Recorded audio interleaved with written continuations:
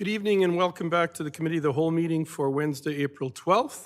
We are resuming with the report, the Quarter 3 report from Staff Sergeant Wilgosh, and we appreciate you being here. And your mic, yeah, perfect. You're an old hand at this.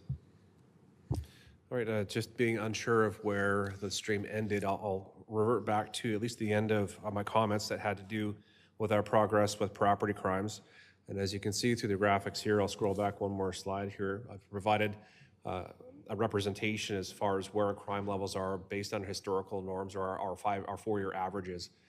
The reason why we're selecting this level of measurement was the anticipated return to a bit of our normal crime trends, appreciating 2 years of artificially low crime numbers between 2020 and 2021 for various reasons related to the COVID response and the restrictions that were in place at that time. What I can show you here through quarter 3 is we saw generally downward trends through all of our areas, with the exception of theft of motor vehicle. We were a little higher in quarter 3 compared to our historical quarterly averages, as well as compared to last year, as opposed to, and as well as our historical averages. What I can tell you is that that increase was largely attributed to crimes of opportunity, that being perhaps vehicles left running with the keys in them and unlocked, or vehicles left unlocked with the keys in them. I can tell you that 8 out of 11 vehicles that were stolen in Strathmore over quarter 3 were crimes of opportunity in that regard. I can tell you that 8 out of the 11 of those vehicles were recovered. 8 out of 11 the vehicles were recovered and returned to their owners in quarter 3. So again, repeating my comments with a program we had in place in January, I believe in January, with Operation Cold Start. It was in a program that was put in place. That was rolled out with the RCMP across the province to target specifically those types of incidents to help prevent and reduce crimes of opportunity. What our members were doing is during the early morning hours during that specific week, they were driving around patrolling, looking for vehicles that were running in their driveways or in front of homes. If they were found running, especially if they were unlocked, they would make contact with the vehicle owners to have a discussion about how to best safeguard their properties. There will be more to come on that in our quarter 4 report, specifically with the dates that it was out. Our members were there and some of the numbers that we were seeing. Overall, we're at or below our historical averages, and we'll have more on our quarter 4 and year-end report that should be before council fairly shortly. Our second priority, with that being traffic safety, our overall goal is to reduce overall and reportable collisions. I have before you some of our enforcement activities and the results for this quarter, as well as 6 documented check stops within the surrounding area where 366 vehicles were checked. I can tell you in those checks there was 3 immediate roadside impaired driving suspensions, as well as another shorter suspension through the immediate roadside sanctions program. Our members continued to conduct bar walks throughout our licensed establishments, and again, to make sure that people are aware that we're there, and hopefully encourage them to make safe driving habits and plans for their drive home at the end of the night. There were 20 documented bar walks that were at least documented through the Strathmore establishments. I do believe that our members were there more, but again, this is just a matter of what they're able to document at the end of the day and report back to me. I have for you as well our collision comparisons. So year to date, where we are at compared to last year with respect to our numbers. And again, with the graphics with our 4-year historical averages. And again, as you can see with reportable collisions and injury collisions, reportable collisions were within the at or below historical levels. Averages is, however, with the injury collisions, we were at as far as historical highs. So again, reportable collisions over the past 4 years with our historical averages, you can see that we were down 11%, and injury collisions up slightly, up from 3 from last year, and again, the similar numbers from our historical 4-year averages. But when you look at the injury collisions between 3 and 4 in a period of 3 months, I would say is still pretty low numbers that we're looking at.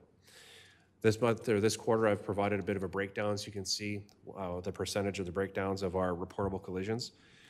And as you can see, 11 were related to parking lot damage and 7 with unsafe backing. That forms the majority of the collisions that are occurring. So they're very minor. But again, reportable collisions have a threshold of $2,000 of damage or more. And with vehicles, how they're constructed these days, it doesn't take much to cause $2,000 worth of damage.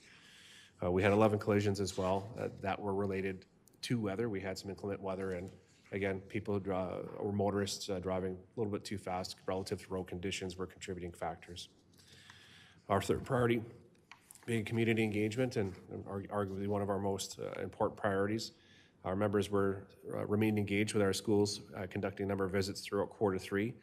As you can see, one of our support staff, municipal employees, as well as one of our members, Moira Gibson and Constable Randy Romke, attended a class at Crouthford Memorial Junior High School to conduct a session on the Youth Criminal Justice Act and go over some questions that the students might have in relation to that. Our members attended a number of community events throughout quarter three. One of them included a presentation at Sagewood Seniors Home with respect to presentations on safety and fraud. We do find that our seniors do quite often, or are often quite often targeted with phone or internet scams, that being the grandparent scam, Canada Revenue Agency scams, the like. There's a myriad of them. Although it's not written down here, if people want more information on the ongoing and prevalent scams that are available, just visit the Canadian Anti-Fraud Centre that has all of the known scams that are happening within the country, as well as a number of the emerging trends and more information about how to recognize and how to spot these issues, not only to report to the police, but you can also make a report through the Canadian Anti-Fraud Centre. Constable Pitt and Linzon also attended the Toledo Inn in Strathmore to do a bit of a talk on police work and community safety with the youngsters there, so it was kind of a fun session.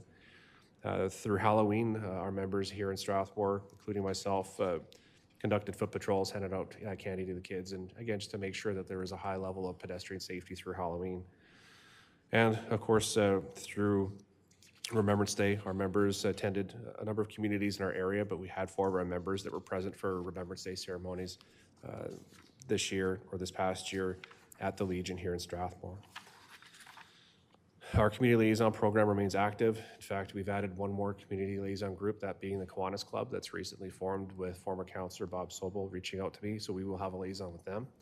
And we'll be working together on a number of different youth involvement strategies that they're looking to roll out over the next year. We have our other initiatives that remain ongoing, including our youth diversion program. As I alluded to earlier, our business outreach program, as well as our watch clerk program, which at present, all of the positions are filled. Our new clerks have been trained, and they are all working within their designated watches, providing valuable support to our members in their frontline frontline operational duties. I have before you as well a bit of a graphic as far as our crime or our file counts are concerned, and this excludes traffic occurrences, only being, as I allude to here, that every violation ticket we write because of electronic ticketing creates a separate file every time, so I don't want to have a bit of a skew or unfair skew with where our numbers were at, so these focus mainly on all of our other calls for service. We had about a 17.6% increase in quarter three, rising to 608 calls for service, up from 517 within the town of Strathmore the year before. So a bit of an increase, but nothing that's outside of our tolerable limits. And I've also included our traffic numbers there as well, our traffic file numbers. That would include traffic complaints, but also violations written within our area, and that's our comparisons year to date. That is my presentation for quarter three with respect to our policing activities within the town of Strathmore, and I'm available and open to any questions that council may have. Thank you, Staff Sergeant, for your report and the graphics that they've obviously helped us a great deal understand how we're doing. Really impressed with your detachment as far as your appearance at various things too. Wanted to highlight that. Glad the watch clerk. I'm always glad that the watch clerk program is a success for your members and helps you get out on the patrols more. That's really good. Any questions from councillors? Just gratitude. Councillor Montgomery, I'm not sure, we can't see you when the graphics are up, but do you have any questions for Staff Sergeant Wilgosh?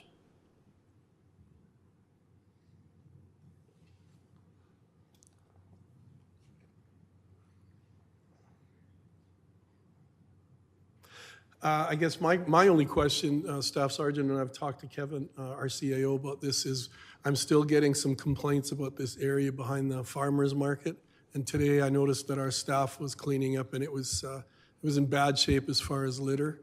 I don't know if you folks have talked about what could be a good approach as we head into the summer months. We've entered into some preliminary discussions about what that might look like, whether it be between our members and municipal enforcement. There's a number of strategies we can employ, but those are ongoing discussions to see what we can do to mitigate those issues, whether it be potential improvements or adjustments to the park areas, or what adjustments we can make with the visible presence of law enforcement. Thank you. That's much appreciated. Councillor Montgomery, can you hear me at home? Yeah, I can hear you. Can you hear me? Yeah, we can. Do you have any questions for Staff Sergeant? Oh, no, I said no, thank you very much. I don't. Okay, that we must have missed that, but thank you for that. So no questions, no questions from councillors. Thank you very much for your report, and keep up the great work with your detachment. Thank you, Your Worship. And that brings us to our next delegation, 3.2. We have Wheatland Housing Management Body, and we are grateful to have the CAO of the Wheatland Lodge here and a member of the board as the CAO. This is Vicky Cook. And I always like to introduce Vicky with some compliments, because Richard is very aware, because Councillor Wegener is very aware, because his mom is a resident of the Lodge. But I've seen the work you've done over the past, and I've been on the board in the past, and I know how hard you and your staff work, and how much the residents enjoy living there. They know they're safe, they know they're cared for, they know they're going to get warm meals, and it's just become a real home for them. And that's what we all want for our aging relatives and friends. So you and your staff, I thank you very much for all the work you've done. And I've always said this too, what you did in COVID is something that I think is really outstanding, because you protected a lot of seniors' lives, and you were one of the first lodges in Alberta to shut down and close, and your whole focus was on keeping those seniors safe and protected. So I appreciate everything you've done.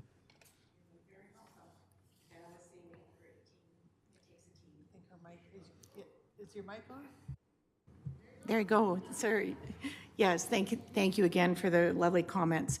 It takes a great team, and I have a great team. We have a great team, and that's what it takes to keep everyone safe. Yes, I know most of you. I just met Brent. The rest, yes, I am Vicky Cook from the Wheatland Lodge. I'm just going to give you a little short history of Wheatland Housing Management Body. We manage 95 lodge supported living units, 64 senior self-contained units, 20 community housing units, and numerous rent subsidy designations. The facilities include the Wheatland Lodge in Strathmore, Stockton Manor in Gleason, Sunrise Manor in Standard, Carsland Manor in Carsland, Rock Springs Manor in Rockyford, Dr. Giffen Manor in Strathmore, and Sunset Haven in Strathmore. So those we operate for the Government of Alberta. The Wheatland Housing Management Body owns the lodge. Our mission is to serve our community to the best of our abilities by honoring the uniqueness of everyone we serve. We aim to provide a safe, respectable, and affordable environment in the most efficient manner. Wheatland Lodge is not a nursing home. I think that's a real important thing to say, and definitely not an old folks home. Don't ever call it that. It is a supportive housing environment in which the resident enjoys the privileges of private rental accommodations with additional services, such as meals, housekeeping, and activities provided with an option of receiving home care services administered by Bayshore Home Health. Our goal is to provide a stimulating, caring atmosphere that allows each resident the opportunity to make their own choices. So I didn't know how else to kind of answer some of the questions that have been coming up to us, or the most obvious questions that people asked. So some of the questions that have kind of been circulating is, what are the range of costs for the room at the existing lodge? So how we figure out what a person pays, a client pays, it's 33% of their income shown on their line 15,000 of the Notices of Assessment from Revenue Canada.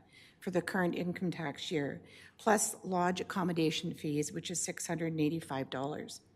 And then cable, everyone pays for cable at $37. So the maximum rent you can pay at the lodge right now, well, actually it would be the 1st of July, is $2,100. That's the maximum. The average resident there pays between $1,800 and $2,000. So the average income of the residents right now today is $38,888. And that fluctuates when new people come in with higher income, lower income. So keeping in mind that we must leave each resident with $342. Out of those 95 rooms, I forgot to mention, 9 of them are super single rooms, and they're the most sought after rooms. There is an additional charge for them of $250 above the rental cost. The lodge fees include meals, housekeeping, most activities, utilities except the telephone and the internet. The maximum monthly rent charged before options for a couple would be $2,690, with cable and optional services added onto that amount. Within Housing Management Body ensures that each resident over the age of 65 who resides in the lodge is left with at least $342 per month in disposable income after paying their monthly basic income rent and lodge accommodation fees. The income, rent, and accommodation fees do not include the payment of optional services such as personal laundry, parking, oxygen, mini fridge, electrical fee, indoor-outdoor scooter, and electrical fees of personal pendant monitoring. The $342 rule applies only to the basic lodge studio suite. If a resident chooses to upgrade to a super single suite, they must have the financial ability to do so. Another question brought up was, how do rooms rate compared to privately operated lodges? And again, fees vary depending on the level of luxury, suite size, location, care services required, and type of residence. Typically, some of those rooms may cost between $5,000 and $10,000. Please interrupt me anytime if you have questions on top of what I'm talking really fast for. It says, by how much is each room in the existing lodge subsidized? So we have a LAP grant, it's a lodge assistant program, and the grant currently subsidizes approximately 56 of our 95 rooms. We have, that subsidy is $13.23 a day. The threshold to apply for that, the income is $29,855. So that's the threshold. Anything below that, we receive the $13.23 a day for those residents. By how much is each room in the new lodge expected to be subsidized? The same rate will apply for those that are below the threshold. So there's no way of telling until people move in. Again, that fluctuates up and down. Is a new old lodge for low income only? No, anyone over 65 can apply. It's not just for low income. And what qualifies someone as low income? I guess, again, anything below the $29,855. Yeah, sure. Councillor Wiley, Oh, followed by Councillor Montgomery. Yeah. Oh, you have Councillor Montgomery's button, so I called you by the wrong name. Councillor Wiley. Let me just think how, now I can't remember what I was going to ask. oh, that happens a lot, don't worry. So the proposed build would not limit to seniors who were low income. It would be for anyone over 65. Yes, Okay, so but the build itself is being paid for by taxpayers, correct? it would be, but there's still the market, like we'll have the low income, there'd be so many beds. And again, numbers like that, our spokesman, don't quote me on the numbers, okay? So we're gonna have low income, and then to pay for some of that low income and that operating cost, we'll have some higher rated rooms, 1 bedrooms that people with higher income will pay more for. So if I remember the numbers right, it's something like 10% of the new proposed build is going to be for residents that qualify for the LAP grant. grant. Yeah. And that's correct. Yes. Okay, but then the taxpayers are going to be building, like it's their capital investment is the Yes, entire yes. thing. Okay, I'm still just trying to get my head around that. Yeah. Thank you. Councillor Peterson might be able to add a bit of info. So just, Vicky has lots of capacity around this and Richard greater than I do, but taxpayers do pay for the building. They pay for it, and so our hope is that part of the tax money that we'll get will come in the way of this provincial grant.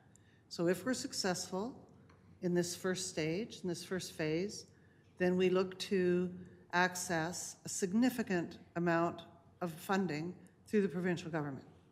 And that is in the realm of 7 million, correct? Yes. If we are successful at that level, that gives us an incredible advantage and opportunity to accessing federal tax money from taxpayers through the Canada Mortgage and Housing Corporation.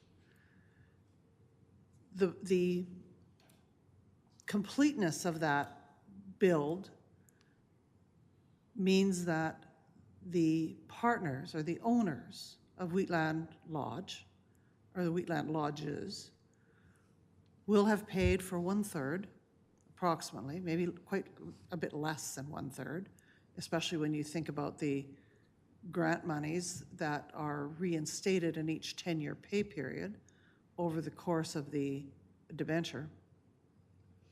We will pay less than 1/3 of the total cost, but we will be the owner of the asset. Yes. Does that make sense, Brent? Yeah, it's just at the end of the day, I represent all taxpayers in town. And I know that there's people who are really struggling to pay the bills right now. And so I have to be able to have my head around how these taxpayers are paying for 100% of a lodge, where only 10% of the seniors would be at risk or low income. But that's not the case. So 100% of our taxpayers are not paying the cost. Right, so yes, we're paying a certain percent, the Yeah. Wheatland County is paying a certain percent, and then a very small amount from the villages.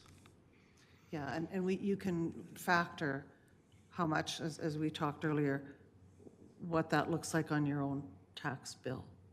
So just like our requisition funds our schools, my funding on my tax bill for schools makes the seniors requisition number pale in comparison. It's very small, but it is funded by the taxpayers in this community. Yeah, so today I read in Strathmore Now that Glenn Kester, who is, I don't know how you describe He his is the official position. spokesperson He's the and the chair of the official, building committee. official spokesman for the building committee. He compared the addition to taxes roughly similar to the cost of ordering pizza for the night. And I think that's a fair comparison. I think from my simple math, it'd be about $50 for every It's property. $37 on my tax bill, like 30 that's what I pay. $37.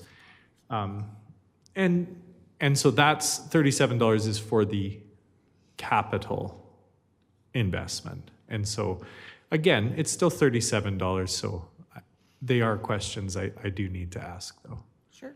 Thanks, Vicki. And just before Vicky continues, just a reminder that Councillor Glenn Kester is on Wheatland County's council, and he's currently dealing with the medical situation. He has committed to answering the various questions that have been posed to the Wheatland Housing Management Board.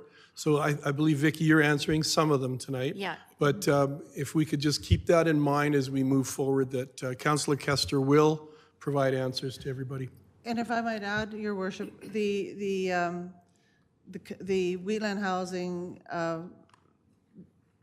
Building Committee and the Wheatland and Area Hospice Society have just been working very hard with Vicky to collate all the information from the questions, from the new questions that have come forward out of those consultations, and are looking at it in its wholeness, and we'll be bringing out a document much like the one you saw before, but it has now added on to those questions that are the common questions that have come through, very much like what Councillor Wiley is articulating tonight.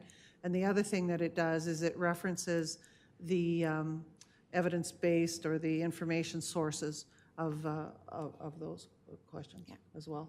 So that will be forthcoming, I think. When do you think it'll be out? So our board meeting is next Thursday, and so it'd probably be by next So Thursday. the board will approve it then, so by the 20th? Yeah, and it's very well, I'm going to say compressed for all the presentations that have been being held and questions being answered. Again, like Denise said, the questions that were brought forward, I've just taken out my role in there, and Glenn will speak to the rest of them when he's out of the hospital. Okay? Thank you, Vicki. So do you want to carry on? Yeah, so another one of the questions was, where is it expected that the rest of seniors, three-quarter seniors, in our region will go for their housing needs? Are they expected to go into private lodges, et cetera?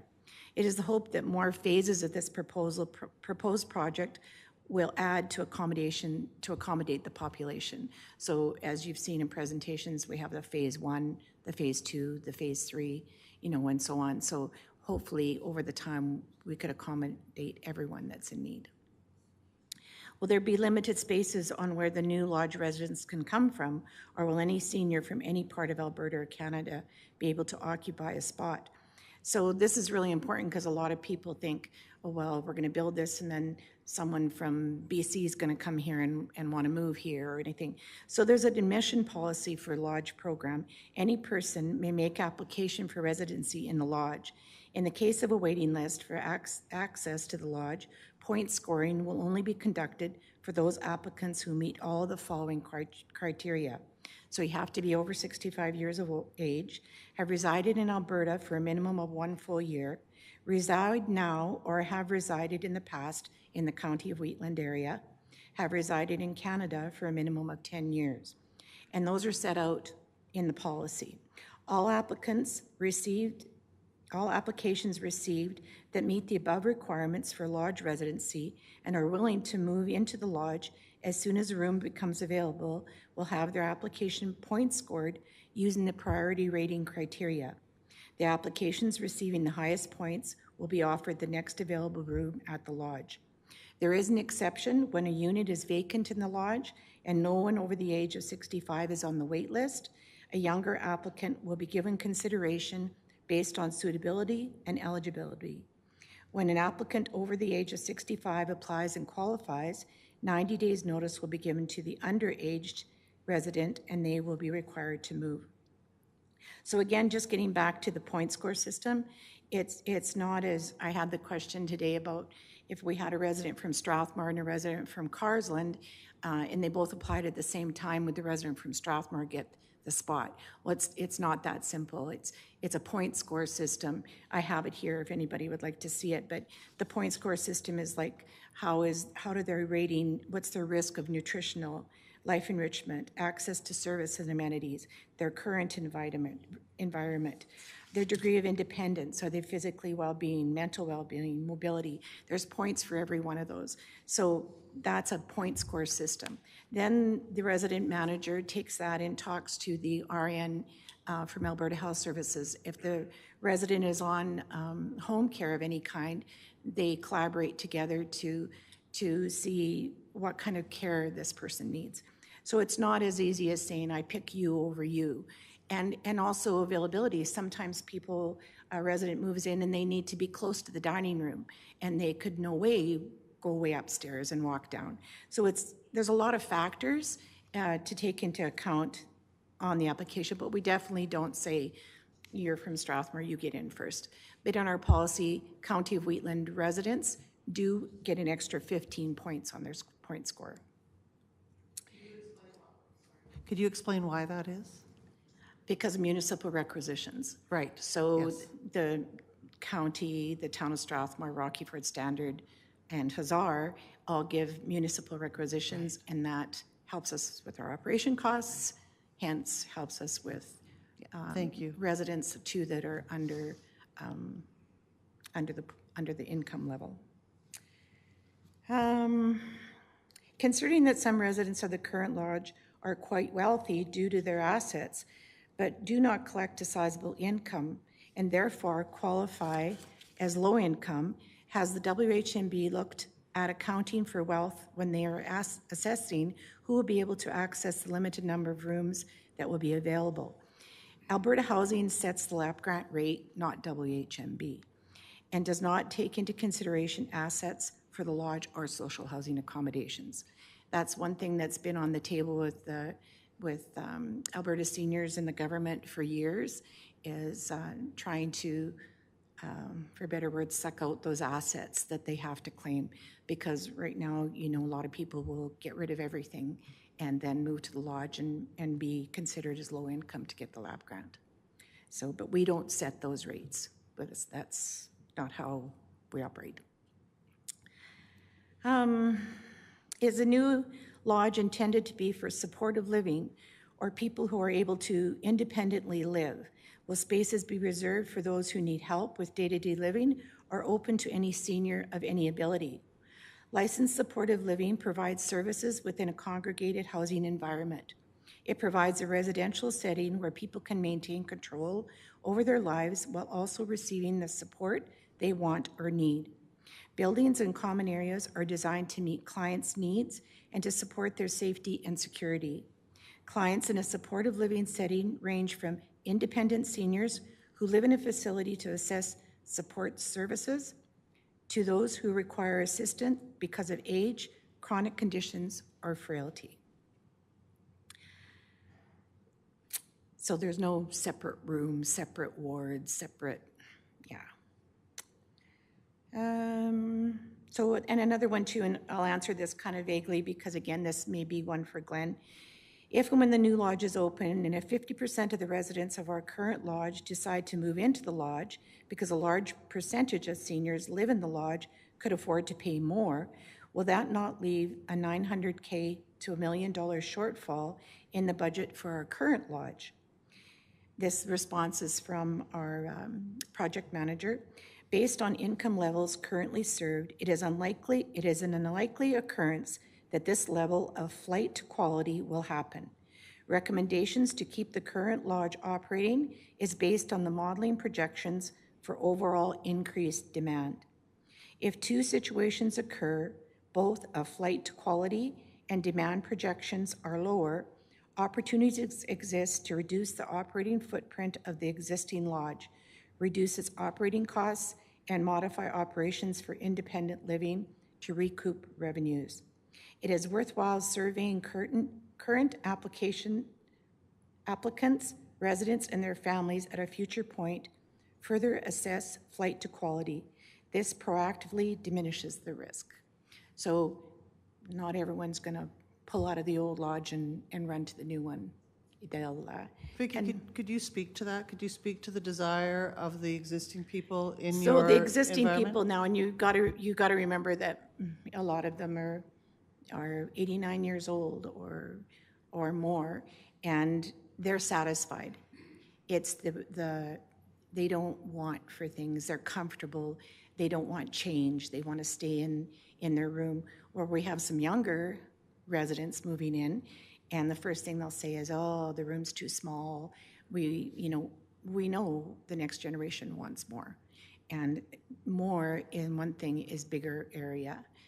Again, like it stated, our area of our rooms are approximately 200 square feet, and we're looking at 395 square feet, and they're just too small for some people. And again, it's important to know that when you say, oh, you only have 30 people on your wait list, that's the people that are on the wait list. That's not the people who really want to come. I hear often, well, we're not coming to stay in that little 195 square foot room. When are you getting the lodge built? We want a bigger room. They want more amenities. They want more options, as most of the next generation does. But the residents that are more senior, I should say, 89 years old, they're comfortable. And I think it's important to note that the wait list is not representative of need. They No. have nothing to do with each other. They That's are right. exclusive of each other. Yeah, And that's we right. could go into that if need Yeah. be. Yeah, so that's just trying to answer some of the questions that were brought forward. Again, Councillor Glenn Kester can answer the more financial points. If there's anything that I can clarify or you need to ask of me. Thank you, Vicki. And I think a couple of our councillors were interested in a tour, and I know you've talked to Councillor Wiley already. So if anyone else is interested in going on a tour of the lodge, they can maybe coordinate with you and Brent for that. Sure, anytime we're there, every day, and Brent's going to come Friday morning, bring his kids. Oh, that's good. They're always welcome too, so. I have to tell you, 10 years ago, my son brought his now wife for the first time on a visit. We took them out for supper and we did a little drive around town. And as we passed Wheatland Lodge, he said, "Abby, this is where I'm going to stick my dad." So I'm ready. Richard and I are ready. We're going to be Oatmeals Tuesday. Is that it? I think too that a lot of people, if you don't have reason to go there, you don't know really what it's like. And people are really shocked when they first come in because it's a whole lot different inside than it is outside. And yes, it's very well maintained. We have been in operation for 60 years. There has been additions along the way, but under here is the original. The boilers, the hot water tanks are new, but the guts of it is from the beginning. But yes, we have built on over the years, but we have been in operation for 60 years, which says a lot. Yeah. Well, thank you again for your report and all you do at the lodge with your staff. And if there are no further questions. Oh, Councillor Wiley has a question. Yeah. So again, you'll have to bear with me. I've got a metaphor to describe how I feel right now. I don't know if anyone's ever woken up in an unfamiliar room in the darkness and they're fumbling around looking for a light switch. That's how I feel right now with trying to understand this lodge. I'm just trying to figure it all out. So, Sure.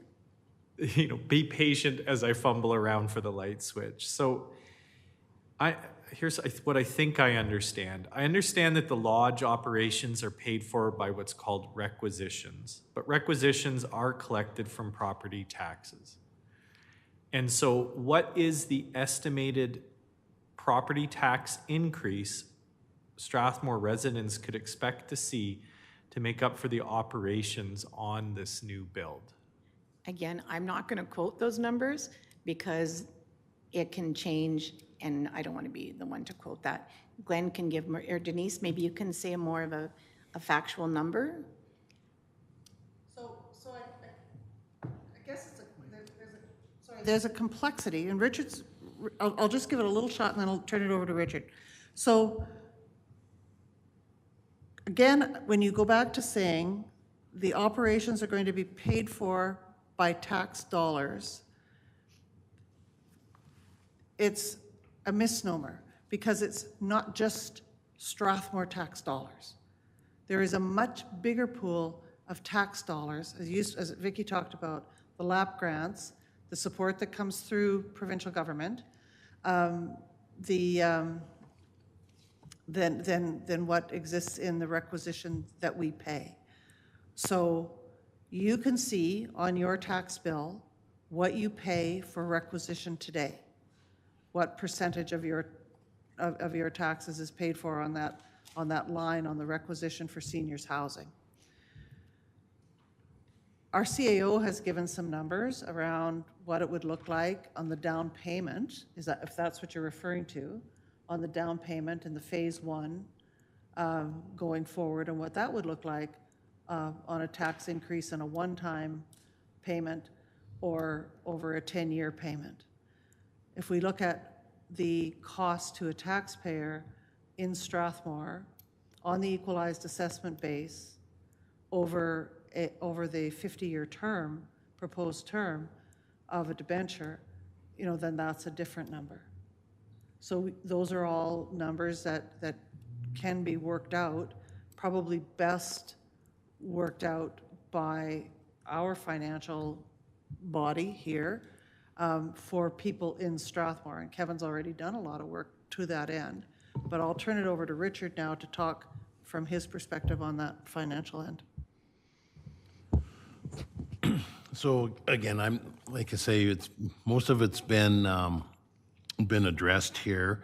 I guess some of the things that we are talking about, from what I understand, if I'm correct, mortgage payment on this is going to be about $700,000 a year, amortized over 50 years.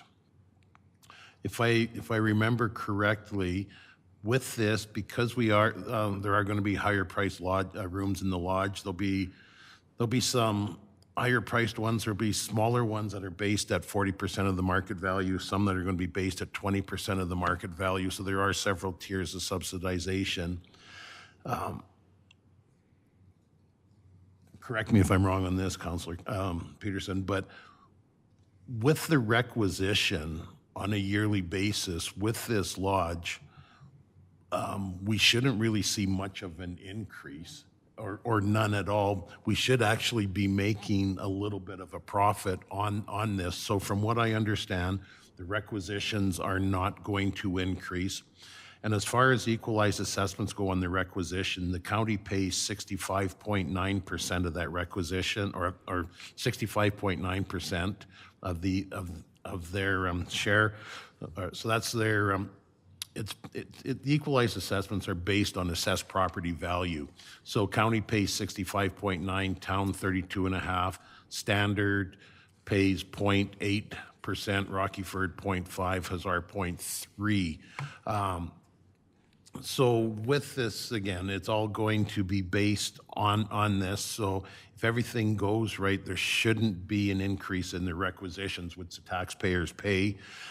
But then also as we pay the mortgage and on time, there is a potential for $260,000 a year rebate based over 10 years. So a total of about $2.6 million that we could see come back into the organization. So Councillor Wagner, what you're saying is that rebate promised under the CMHC, if there that could underpin those if there was some unforeseeable expenditure, that money can be utilized on the operation side to cover off if for some reason we did not have a surplus or a break-even rate, and there was a requisition amount, that rebate from the CMHC could be utilized for operations. And that's what I believe as well. So again, I'm probably not the one to be talking finances here, but yeah, as far as I know, like you say, there is that potential from the CMHC for the and again, I don't know if rebate is the right word, but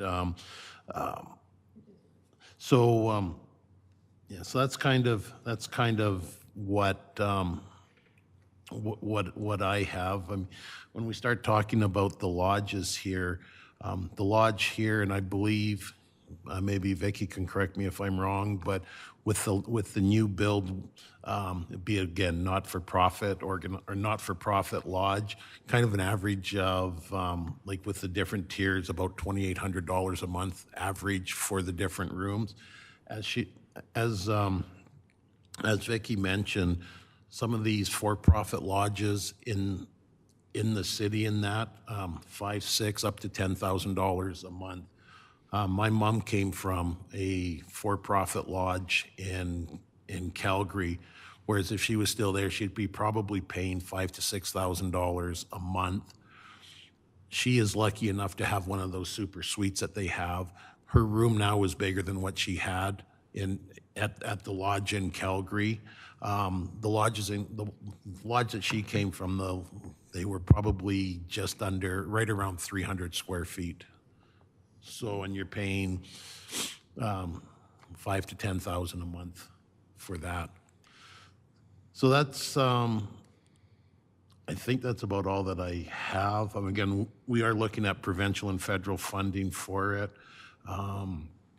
If we can get things in, there's an additional $7 million that can be attained in funding. So as Councillor Peterson mentioned, we are looking at an approximately a $53 million build here, paying a third of that $18,000 in and around there, whereas the community will own 100% of that asset.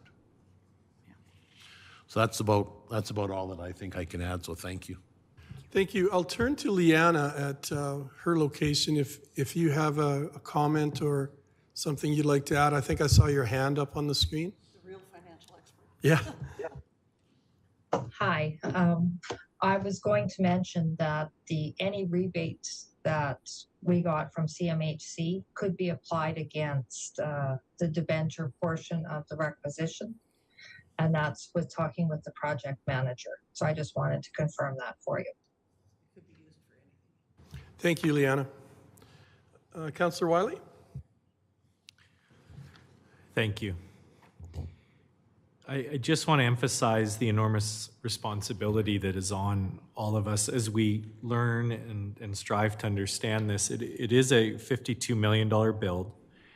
I understand we're hopeful the province is going to be putting in $7 million, but the town of Strathmore is still going to be paying off the capital investment of 30+% of that, I guess what would be 45 million remaining. The mortgage is a 50-year mortgage, which would mean that I would be 95 years old before my portion of this had been paid off. I can't imagine what the interest payments would be on a $53 million project over 50 years, but I know that it's going to be about $225,000 annually. Now, again, that number is huge. It breaks down to roughly ordering one pizza a year. So each of our shares is quite small when it's broken up into those very bite-sized pieces.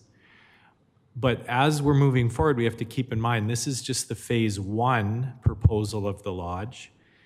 For a lodge that only 10% of it is for low-income seniors, and there's the potential that non-county and town residents will be living in there. So again, local residents are paying to build the subsidized senior home, but 90% of the residents are not necessarily in a position to need subsidized housing, and any number of them could be from outside of our jurisdiction. All of that doesn't mean that I'm not going to eventually support this or I don't want to support this. All of that is just to say, this is a huge responsibility and we need to take it really seriously.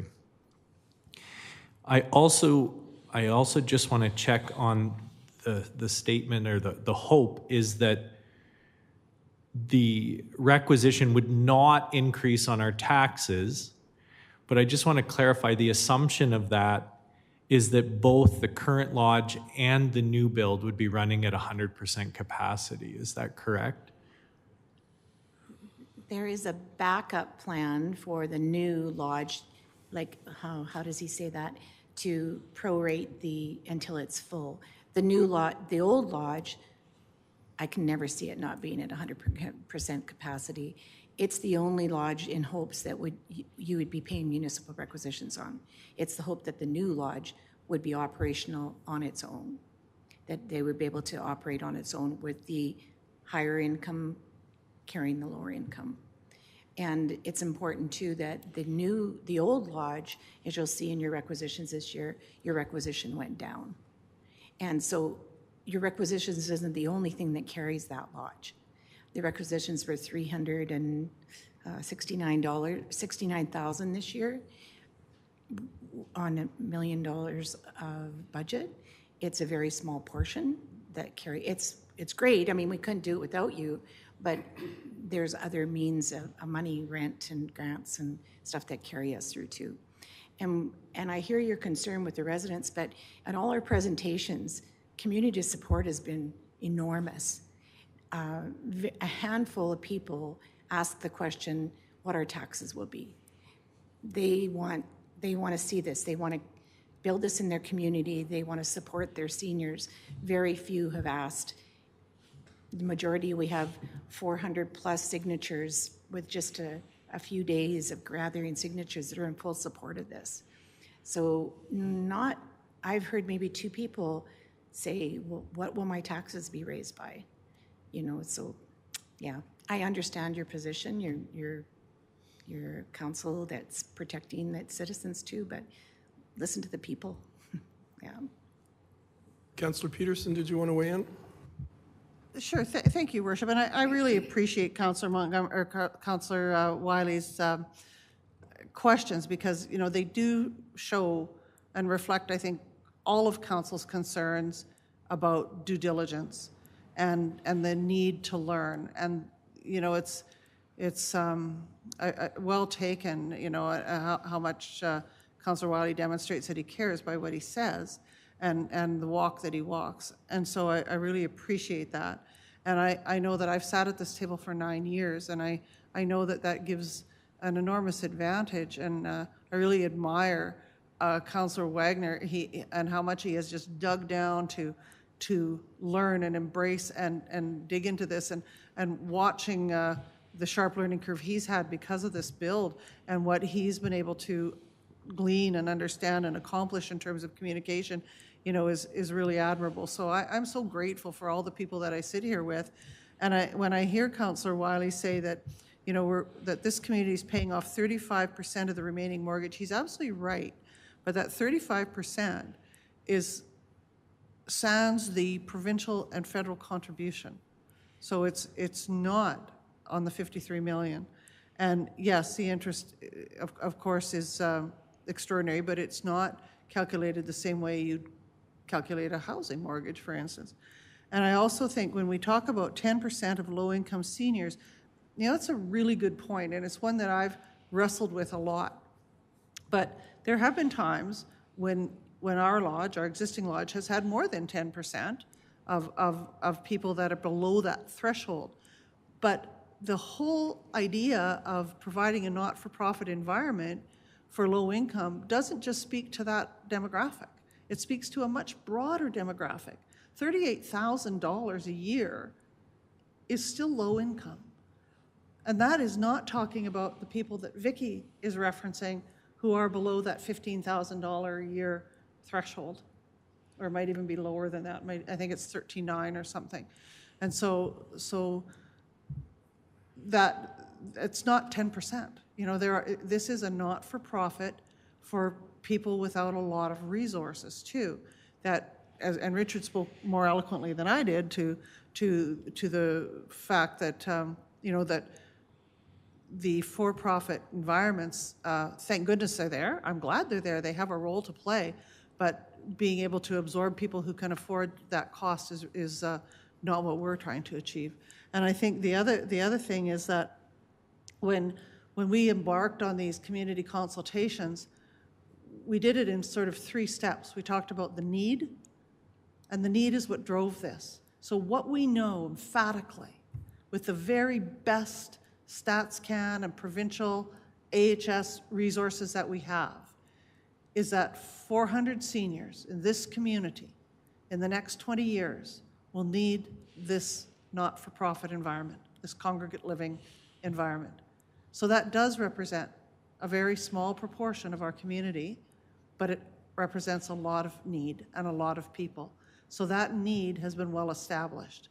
And so then in that presentation, we talk about the context of the build and of course the cost. And that's that document that we'll be rolling out again on the 20th, which will have that more full. But I just want to compare it in terms of due diligence to our community in terms of recreation. So we recognize that we have a large proportion of people in this community, nearly all, who want to recreate in some way. And to that end, we pay slightly more than 25% of our tax base to providing recreation in this community.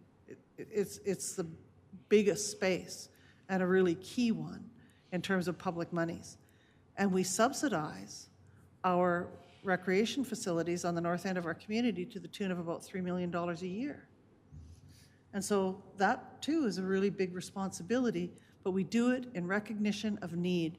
And we do it because we have good evidence to support the need. And so that was no different when we went ahead with this.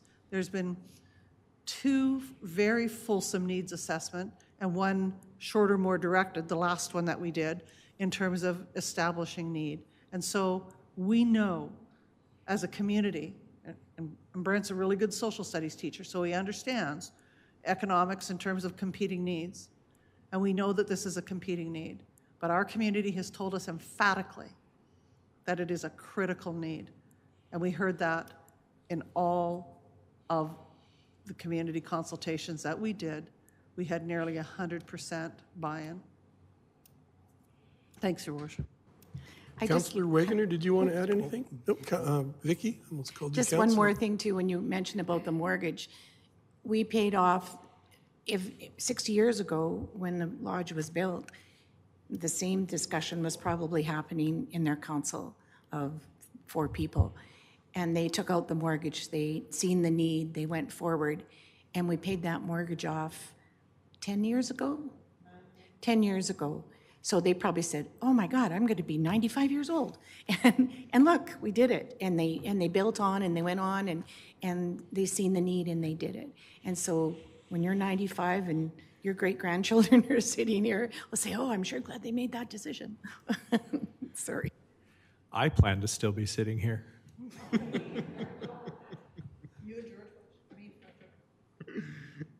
I know who you mean. Councillor Wagoner? Yeah, again, I was going to more or less just say that as well, but again, a 50-year amortized, $18 million amortized over 50 years, not a huge amount.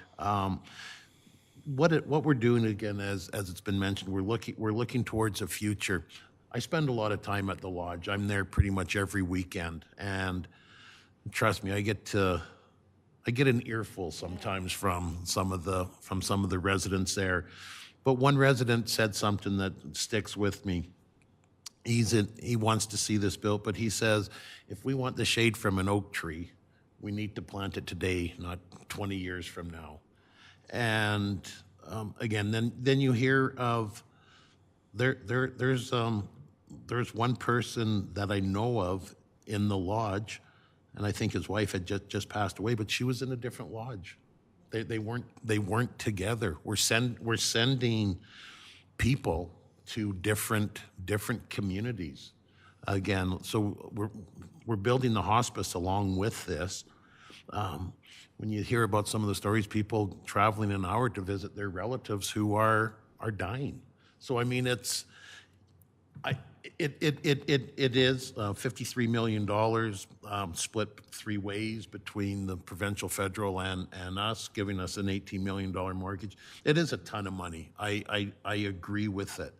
I agree that it is a lot, but needs assessment shows that we definitely need it. In 20 years, we're going to need double what we have right now. And how long will the old lodge last? As Vicky said, it's well kept. The maintenance guys do a great job there, but it's 60-year-old technology.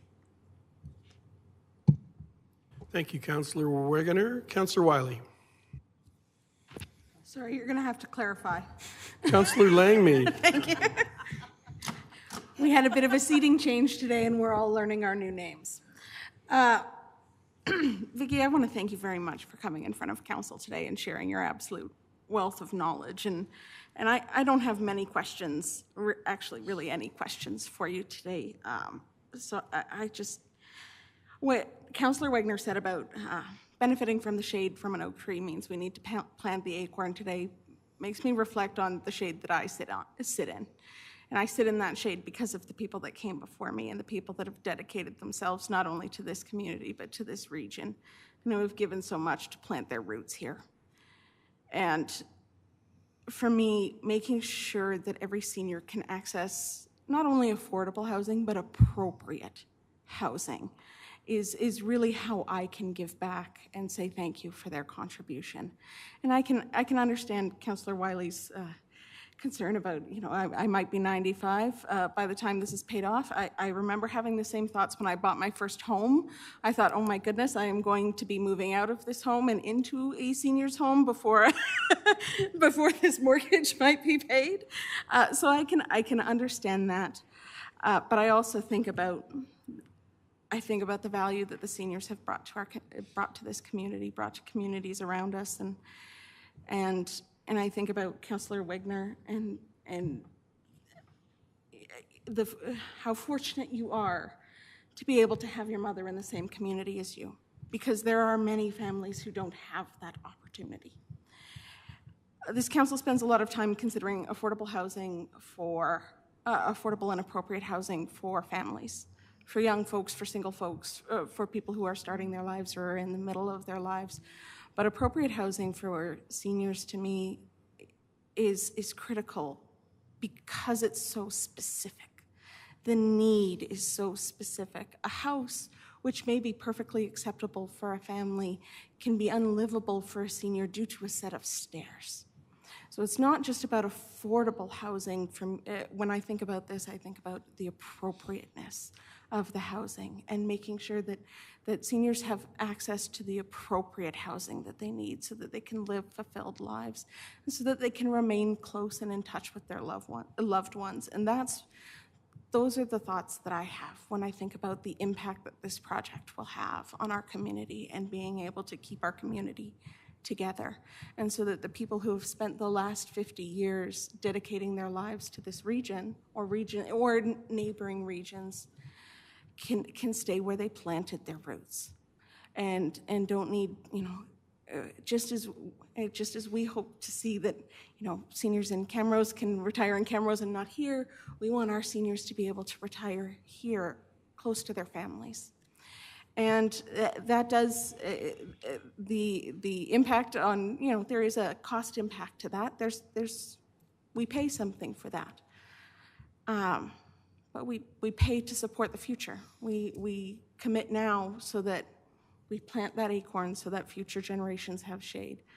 And I think that sums this up beautifully, is that I am so privileged to be able to live in the shade of trees that have been planted before me.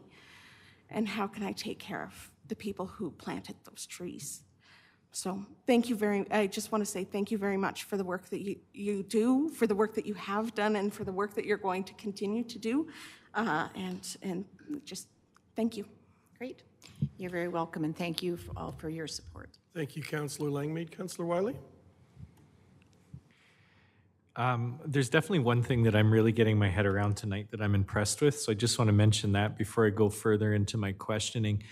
What I'm really starting to understand is this new proposal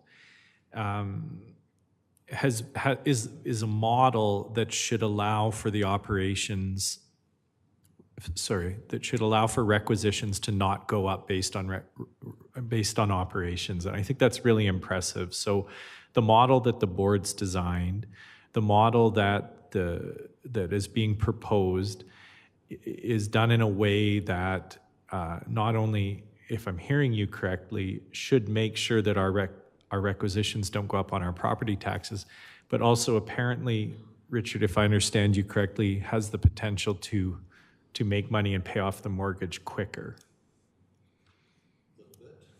Yeah. That's the hope. Sorry, the hope.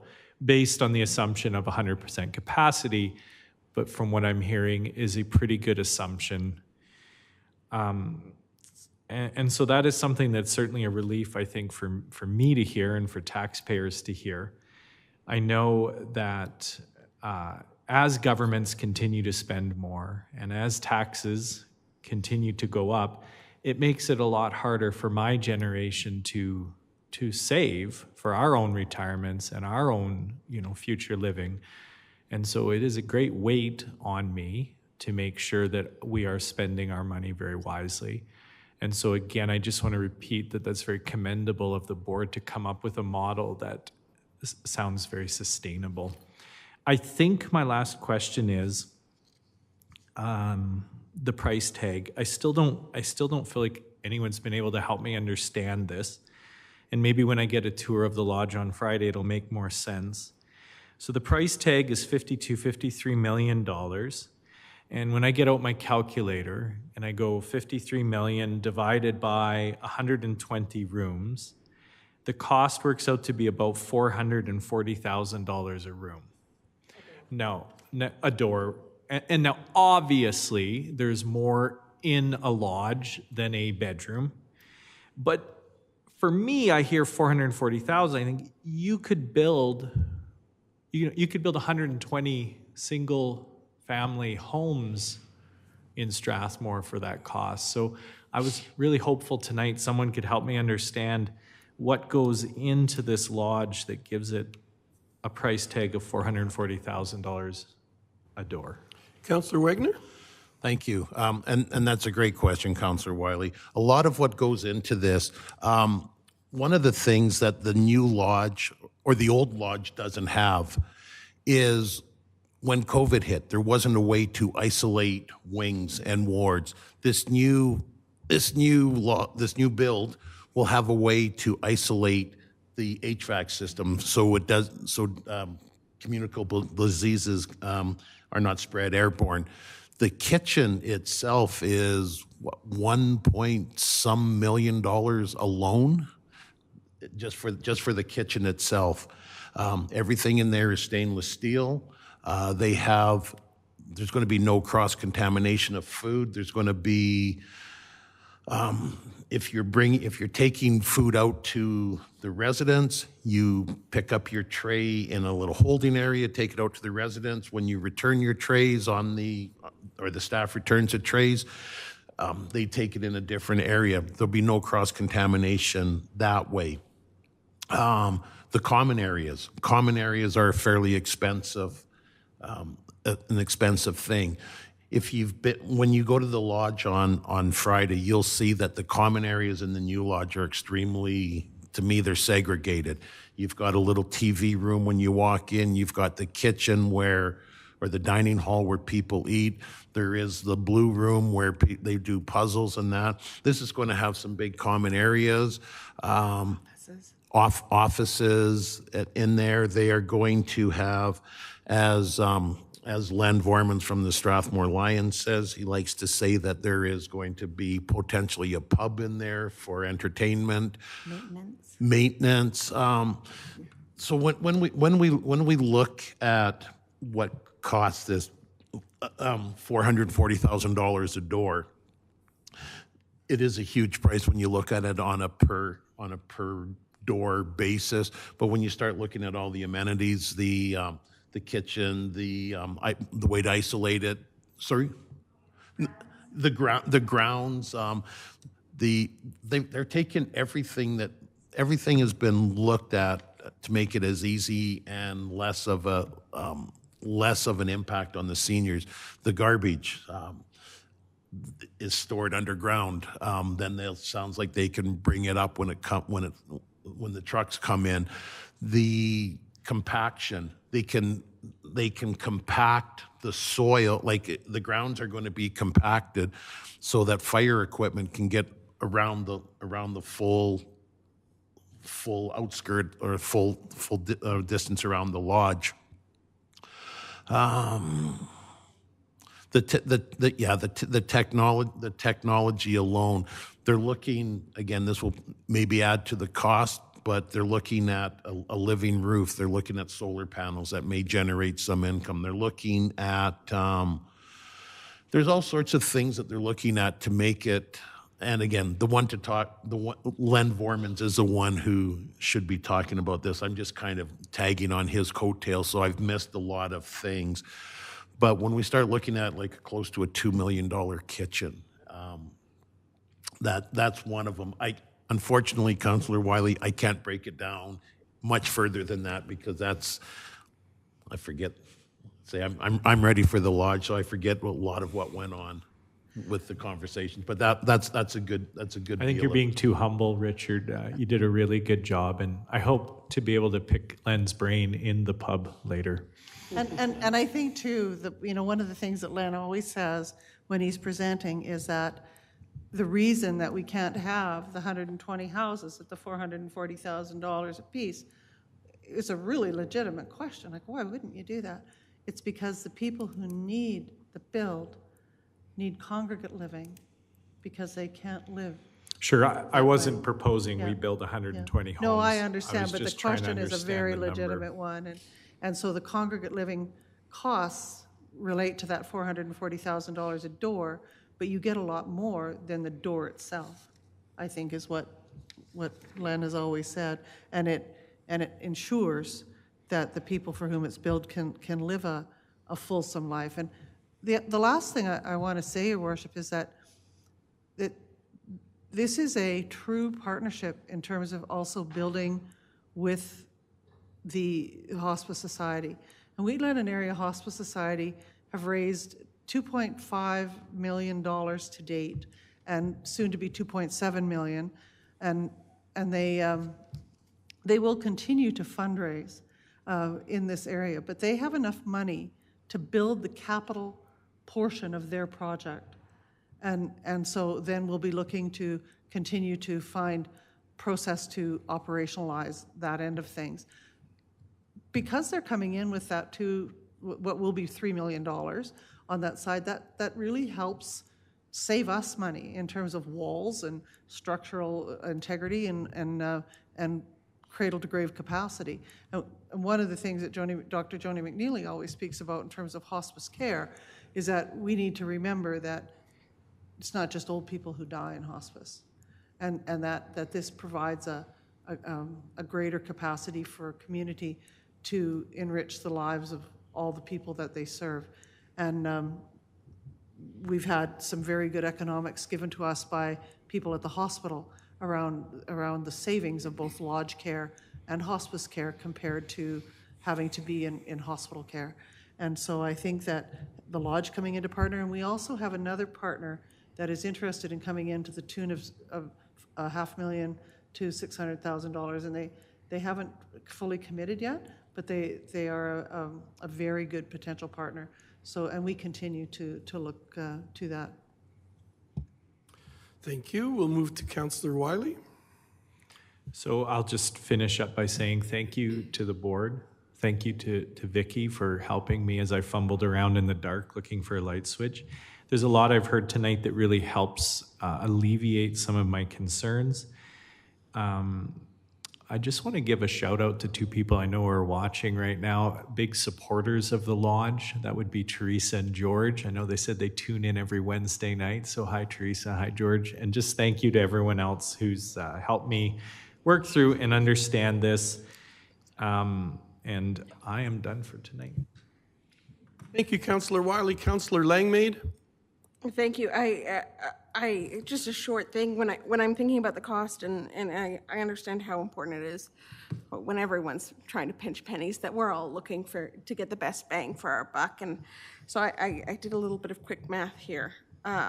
If I saved, so I think $10,000 a month. I've heard of some facilities in Calgary where rent for a senior's home is a little higher than that. So even if you took $10,000 as the highest, if you didn't just cut out pizza from your diet completely and saved $50 a month, it would actually take you 16.7 years to save up enough money by saving $50 a month to pay for 1 month of care in a facility that costs $10,000.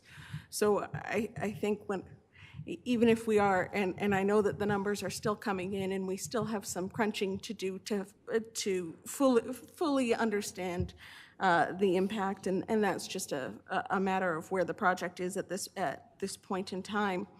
I think a $50 investment into the facility here, a new facility here in Strathmore, is by far the more efficient use of my money than trying to put that away to save for 1 month in somewhere quite swanky in Calgary. So just a bit of math that I did here that I thought was interesting. Thank you.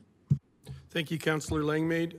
If there are no further questions, thank you, Vicky. I'm reassured by the idea of the sustainability of the new building with the higher priced rooms subsidizing, offsetting some of the lower cost rooms. I'm encouraged by having the 3 levels of government working on this and potential grants and and things, as well as one thing I've learned in the projects we've done in the past several years, collaboration is a huge thing to get and to achieve some really good capital projects. So I'm definitely reassured as we move forward. I know there are questions that people will have, and I look forward to Councillor Kester's answers. Thank you again for all you've done.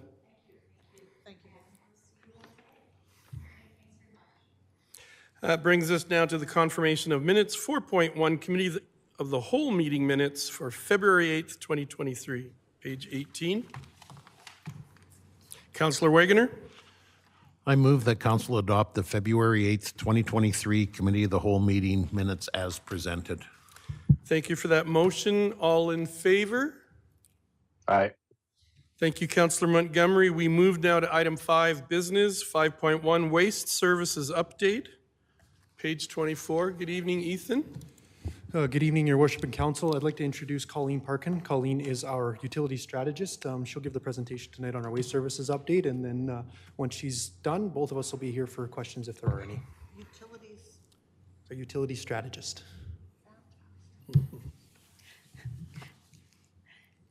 Good evening, Your Worship and Council. A little bit nervous.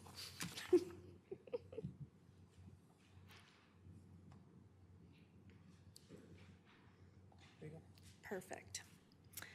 So I'm going to give the presentation with regards to the waste management services that we currently provide. The town of Strathmore provides, through a contractor, a residential solid waste collection program that consists of a weekly collection of solid and organic waste for approximately 4,428 residential units. Collection is currently a mix of front and rear lane residential locations, some rural locations within the town's boundaries. This chart shows the volume of solid waste removal on an annual basis, along with the annual house counts to provide an average annual household volume. 2023 volumes are estimated from the 5-year average of 2018 to 2022. We can see that the annual volume for 2022 went down slightly.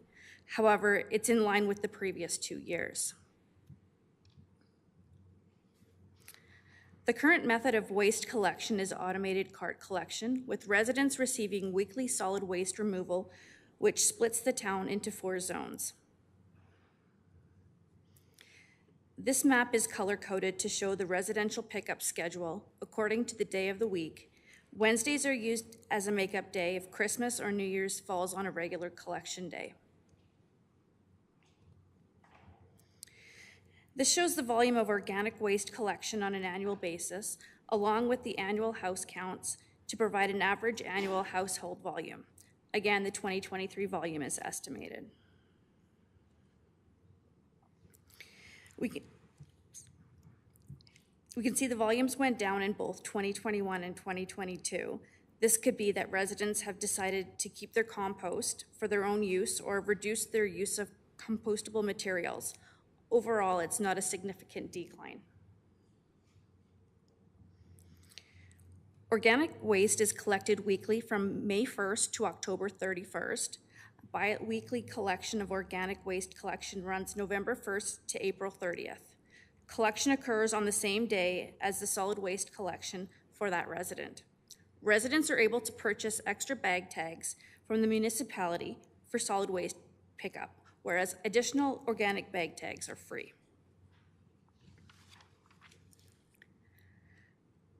Volumes of mixed-use recyclables, which are delivered by residents and businesses to the recycle yard, are shown here. Alternatively, some residents are currently paying for recycling services provided by a third party, and those recyclables are being sent elsewhere. This volume isn't limited to just households that are serviced by organic and solid waste removal. We can see that the volumes for 2020 went down, which could be the result of the pandemic and the increase in 2021 as people have switched to more delivery services and the associated packaging.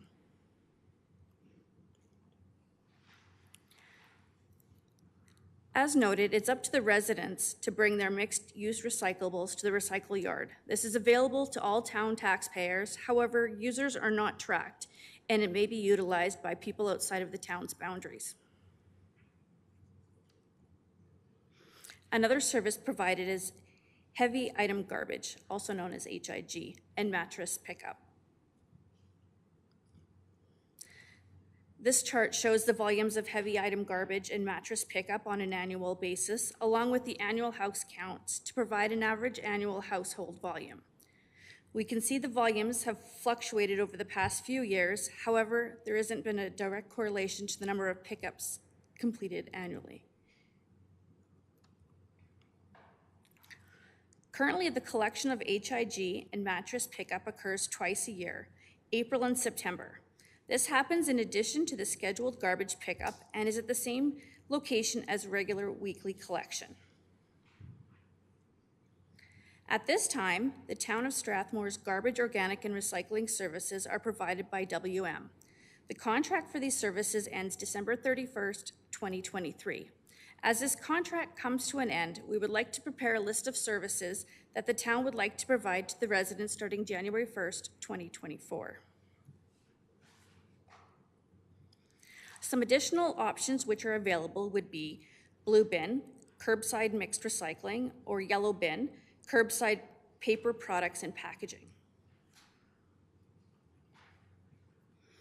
Curbside paper products and packaging, also known as PPP, recycling collection is currently not in place at this time, though the intention is to explore and potentially implement automated curbside cart collection. This would be for the residential products only. Materials from the industrial, commercial, and institutional sector are excluded. When we look at the volumes for paper products and packaging per year, we can see this is a large volume of materials. As restrictions continue to be put in place on plastics, we foresee this volume to trend upwards. Paper products are typically the recycling materials which have been best market and even be cost neutral at certain times. Plastic, metals, glass, however, are items which have limited markets and therefore are at a cost to the town to provide those services. As such, a curbside mixed recycling blue bin program is not recommended. However, a yellow bin program may be worth exploring. An item to consider if we do explore a yellow bin or blue bin program is the Extended Producer Responsibility, also known the EPR regulation, which was approved on October 3rd, 2022 through the Order in Council and came into force November 30th, 2022. EPR means producers take responsibility at the end of life of the products and packaging they put on the market. EPR programs incent producers to design products that are more durable and recyclable, so materials and components can remain in the economy for as long as possible. EPR will help Albertans properly sort and divert recyclables by providing better access to and service for recycling while reducing confusion about what can be recycled. EPR also requires producers to educate consumers on recycling and promote recycling systems. The Alberta Recycling Management Authority, ARMA, will be granted new oversight functions. Program details, including system establishment and delivery, will be finalized over the next 2 years. The next steps include developing bylaws, producers developing collection and processing plans and contracts, and communities registering to participate in the EPR system. EPR system for single-use products, packaging, and paper products is expected to be fully operational by April 1st, 2025. At this time, we're unaware of the rebate amounts and what could be available to municipalities and whether or not this could become conform a competition to a yellow or blue cart program rather than a complement. Infrastructure intends to go for public tender starting in June to request proposals for the automated curbside collection of solid waste and organics, the operation of recycling facility, and potentially provide the cost for a curbside yellow or blue bin program. We are looking for council's input on which services should be explored, such that a proper assessment can be completed and a recommendation can be brought forward in the fall of 2023. and have services implemented by January 1st, 2024. It's the request of the Infrastructure Department that Council provide comment on the town's current level of services and whether or not additional services should be explored through the RFP process. Thank you very much for your presentation. I have a couple of questions I think will be easily answered by you and Ethan, or one or the other. As we look ahead to the new contract and what we might have as far as curbside pickup, that yellow bin, if we were efficient enough and got things rolling, is there time to have that yellow bin potential pickup as part of the new contract? And is that yellow bin something that we might do ourselves as a town as far as revenue, a revenue source? So, Your Worship, the thought with the yellow bin, at least at this point, is we would include it in the RFP. We would get an understanding of what a third-party contractor would say the costs are of doing that, how they would implement it, whether it be the same day as your garbage and your organics or something different. And then at that time, we can evaluate, is that something that we want a third party to do? Is that possibly something we want to take on as the town? Or do we not want to do it at all? So that's where we want to get the understanding. Is that something council wants us to explore? And then we can bring back the recommendations in the fall. Well, I know I'm really interested in cardboards and paper. I think there's still a market for that, and it would be, we're always trying to find, I know Councillor Wiley's always trying to find ways to generate revenue and to look at the bottom line. So that's something I would be really interested in as far as you folks checking into. The second thing I wanted to ask you folks is, do you know what the cost is for each complete heavy item garbage pickup? And in other words, I'm asking, how much would it cost extra to go to 3 times a year? So every 4 months we do a heavy item garbage pickup and mattress pickup. Yeah, so, Your Worship, in 2022, it cost us about $48,000. Okay. In previous years to that, when we had 3 pickups or we had 5 pickups, I know the year that we've had 5 pickups, we paid close to $90,000. So as we've decreased our pickups, we have seen a savings, which was the intention. Okay. You'll notice that we haven't decreased our volumes in that same, you know, we're not picking up 40% of what we were picking up in the past. We're picking up, approximately 60%. So we have seen a reduction in volume, but we've seen a more significant reduction in cost. Have we noticed any cons of switching to twice a year with heavy item garbage? In short, I would say no.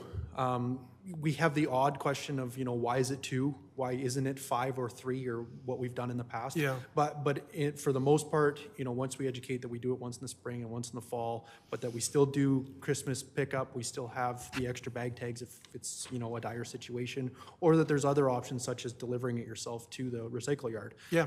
People understand, why we've done it, and they're generally accepting of that. Okay, that's perfect, because that information of 48,000 approximately for each heavy item garbage pickup, that's good information. That's for 2. That's for 2. Yes. Okay. All right, I thought it was for 1, so that's good to know. I have Councillor Peterson and then Councillor Montgomery. Thank you, you guys. Yeah, thank you so much for the presentation. And following up on Mayor's question about the yellow bins, people who use the most paper are businesses, and I'm wondering if we could start out with a commercial buy-in. If that would work. I know certainly where I've worked, particularly in schools, are paper monsters, and I can see it being extremely useful and cost savings and cost earnings. On both sides, I can see that being a really mutual. So from a business community perspective, I think it would be really worthwhile. Yeah, Your Worship, and to you, Councillor. Having a student now, I know how much paper is brought home, but a conversation that I've had with CAO Scoble in the past is, rolling out a yellow bin or even garbage to commercial. Voluntarily, yeah. Exactly. Yeah. So I think we want to focus on residential first, but if it is successful or if it is something that we do want to go forward with, I think expansion to other businesses would be worth looking into. Thank you. And my second question is related to the heavy item garbage, and I've heard rumors, but no veracity, in backing it up. But I did hear that as a result of decreasing the HIG, that there's been evidence of dumping. And is there truth to that? Councillor, I would say that dumping happens regardless. So it's not an increase, you haven't seen a, Municipal enforcement has not That's my mentioned to question. us, significant change or anything like that. And to be honest, I think a lot of dumping unfortunately happens outside of our boundaries. So, Right. but Yeah. at the same point, we haven't been advised by the county and their municipal enforcement on, an increase in dumping adjacent to our borders or anything like that. Thank you so much. And my final question may not be pertinent, but you can tell me if it isn't. And this is with regards to, organic material diversion programs. And so Canmore just made it law in their community, in their organic diversion program. And they started out, I think, in 2018 or 2019 with a voluntary organic material diversion program. And is this something that fits under this umbrella? Is this something that we might pursue in the future? Your Worship, to you, Councillor, I think, the way I would state this is we've got our bylaw now that says that you can't put certain things in the garbage Right. and you can't put certain Right. things in your organics, but it comes down to enforcement, right? And we rely a lot on our contractor with WM to say that, that organics is full of garbage and we're not picking it up, right? But at the same time, there's many times where something small might end up in that organics bin and it's not seen until it's processed, Right. right? So I think the difference between what we'd like and how we enforce it are two very different things. So the core, I think the organic diversion program in Canmore is related to their food producers, their restaurants, and their businesses. And I think that's who's taking part in their organic diversion program. So I don't know if that would come under this umbrella or not, but that's something I'd be interested in pursuing in the future. And and I like how Cochrane did it, because they started out as a group of business owners who did it voluntarily with some supports, and they got grants, and then they moved it into, and I think just this week they moved it into law, into bylaw. Yeah, and what I would add to that is as things evolve over time, I know when that facility up by Catalan was being explored, that they like organics, but they don't like yard waste. So that's where the restaurants and the grocery stores and their waste is very valuable. Yeah, that's what they So said. separating those two things Yeah. has their streams of use. So I think if those opportunities arise in the area, we'll see the businesses in the area be utilized for that feedstock, we'll call it. Thank you so much. I really like having a utility strategist. Yes. Thank you. Thank you, Councillor Peterson. Councillor Montgomery. Thank you very much, and thank you very much for this report. If I could ask one question, Ethan, I guess. When we're putting the tender out or the RFP out for the contract, would we be putting it? I guess one question I have is, would you expect to see it cost more if we were doing the card system? Like the quotes coming back would cost more if we're doing the card system, or more if we didn't have the card system? Councillor, if I can ask for clarification, are you talking recycling or the current garbage and organics? The current garbage and organics. So to you, Councillor, I think the efficiencies that we see with the cart system, because, we don't have, I'll call it the traditional garbage man who throws bags into the back of the truck, and the ability to go through a large portion of the town in one day with one or two trucks, I think the savings we see there is quite significant. I don't have a comparison to prior to the bins, but my understanding in conversation with WM is those efficiencies are well worth it. Okay. Yeah, because I know when we I was on council when we went through that change essentially, and I had wondered since if we saw the price go down that we were paying for pickup, as we switched the systems. The other thing I was going to mention is just to answer, I guess, the question about if I want to look at another cart. One thing that when I looked into previously, just adding another cart, even a recycling cart. One thing that was brought up as a consideration is a lot of times they have to do an extra pass with a truck to do that. And And there's, and so then at that point, you have to start kind of thinking about what is the effect of the truck, the extra truck trip that, to make the pickup, there's extra emissions, there's other kind of pollutants, coming off of the trucks. And so does that balance out with, what you're trying to do? And there's conflicting information about, how, whether even recycling paper is carbon neutral in and of itself, or whether, there's actually more emissions created by recycling paper. And so I think, anytime I'm thinking about, kind of government policy with regards to the environment, I try to look at the biggest picture possible. And so it's like, if we're trying to accomplish, reducing emissions, or what are we trying to accomplish, and is that the best use of our resources, and is that accomplishing the best end goal? So it's deemed important that we reduce emissions, and as a society, and so we should be maybe looking at the totality of our actions when we do that. So if it's more sensible to just not recycle certain items, then maybe that's what we do. So I think if we're going to look at this, we should just look at the totality and what our final goal is, besides just kind of revenue. Thank you very much. Your Worship, and to you, Councillor Montgomery, I think your concern is very valid. The thought process on our end, at least, but in introducing this yellow bin program, is accessibility. And if the opportunity is there for people to recycle these materials, we think we'll see an increase in volumes of paper products. And so does that increase of recycled volumes offset the additional, I'll call it environmental concerns from that additional pickup? I think that's something we can absolutely look at. Yeah, thank you. And like I said, like I even just when I looked into like the carbon neutrality of even recycling paper itself, I was reading that, unless it's being done with renewable energy, essentially, it's actually, more carbon intensive than it is to just, use new pulp fiber essentially for paper products. So that's what I'm saying. We have to kind of look at the biggest picture, and I'm glad you understand. So thank you. Thank you, Councillor Montgomery. Just before I go to Councillor Langmaid, Jason or Colleen? Sorry. Do you know what the cost per household per month might be if we ventured into yellow bin pickup? Your Worship, I don't want to speculate. Okay. I would say best case scenario, there's a good market for paper products, and that offsets the cost of collection. Okay. That would be best case scenario.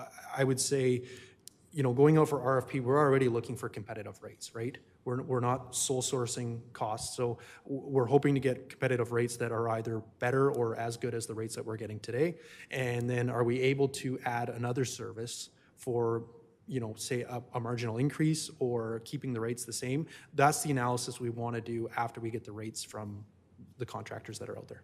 Okay, and just to follow up, CAO Scoble, do you foresee this coming back to us as far as a vote on whether we want to do yellow or add it to our RFP process? I expect what we'll do is when we go out for RFP, we'll have the base, and then we'll have options like the yellow bin, and then come back and, any addition or deletion of service is the purview of council. You would make the decision on that. Okay, thank you. Councillor Langmaid. Thank you very much, and thank you both for your presentation. I found the data that you presented as fascinating, especially as we watched the trends change as the COVID pandemic became, an impact on our waste collection and waste generation as well. I know in my household, since 2020, the amount of paper products I have seen come through the door has been massive, and if Amazon would stop sending me my tiny item in a box this size, that would be lovely. It's gotten a bit out of hand, and I am excited to see just how the extended producer responsibility will impact waste collection and recyclables in the province. I know that there's still we're still kind of assessing what that impact will be and how that will affect our services. I'm personally, I'm interested in the blue bin, but from a cost perspective, from the town, I'm particularly interested in the yellow bin and the paper recycling, just because of the volumes that are being generated in households now. The giant Amazon boxes of items that are coming through. Cardboard is, I will one day die on a hill of cardboard. And I know that there are outstanding questions around, the actual calculation of whether it is, what are the emissions of sending another truck around. If the more that we see recycle volumes generally increasing over the years. Again, hard to tell with COVID, but I anticipate that those will continue to extend. And what would the impact be of, we have approximately 4,500 homes. What are the impacts of every household driving to the recycle center once a week? That might offset a one truck being sent around once a week rather than having 4,500 homes delivering it to the recycle center themselves. And on top of that, as technology improves and renewable electricity availability increases, the environmental impact of recycling will change, and it's a very difficult thing to calculate because there's the emission, yes, but there's also the intangibles. Perhaps recycling paper has a higher emission than just creating brand new products, but however, how do you measure the impact to the ecosystems that you're interrupting by collecting those pulp and paper products? So I guess all of that is to say, in summary, that I would be very interested to see the option for a yellow bin come back to us, just to understand the cost better. I know I currently pay $27 a month to have a blue bin at my house for weekly pickup.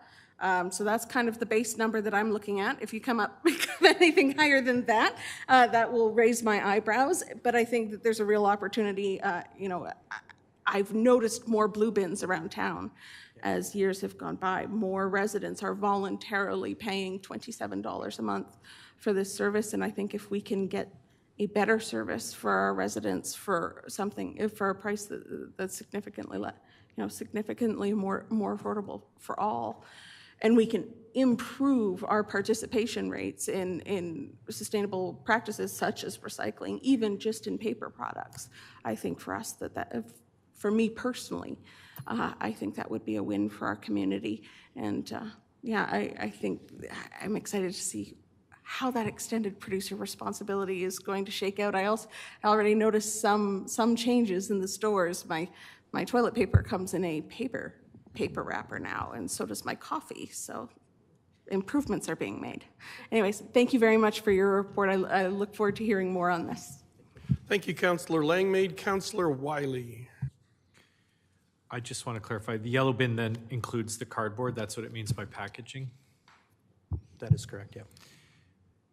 Mayor Fuel said at the beginning that the yellow bin might be a revenue source, but wouldn't the profits just go to the service provider?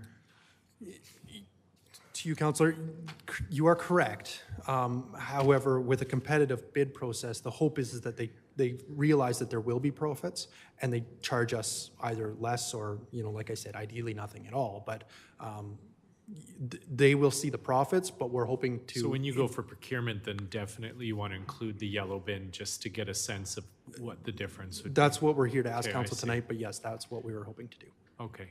I mean, the downside I can see is that's a lot of space, and they're home. Not everyone's sitting in a big suburban garage. There are people living in townhouses with no garages. There's people living in places with very small garages. That is quite a bit. The other downside I see just off the cuff is I know when I was first starting out in Strathmore, I took my recycling myself. It saved me $27 a month, and for some people, well, increasingly for me, $27 a month is a lot of money. And so again, this is just one more thing that potentially we're adding on to a family's burden. So I will definitely be looking at the dollar figures carefully.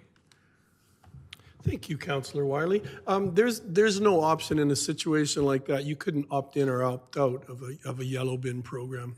Your Worship, the intent would be it's either all in or all out. Yep, thank you.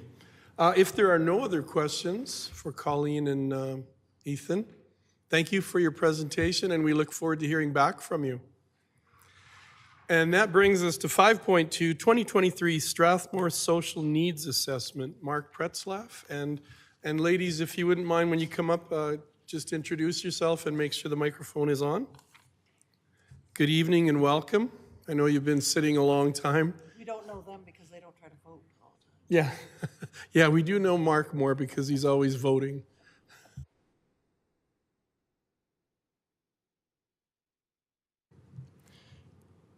Good evening, Your Worship and Council. My name is Melissa. I'm the Community Support Coordinator with Strathmore FCSS. Over the last year, the FCSS team, in collaboration with Help Seeker, has completed a comprehensive needs assessment.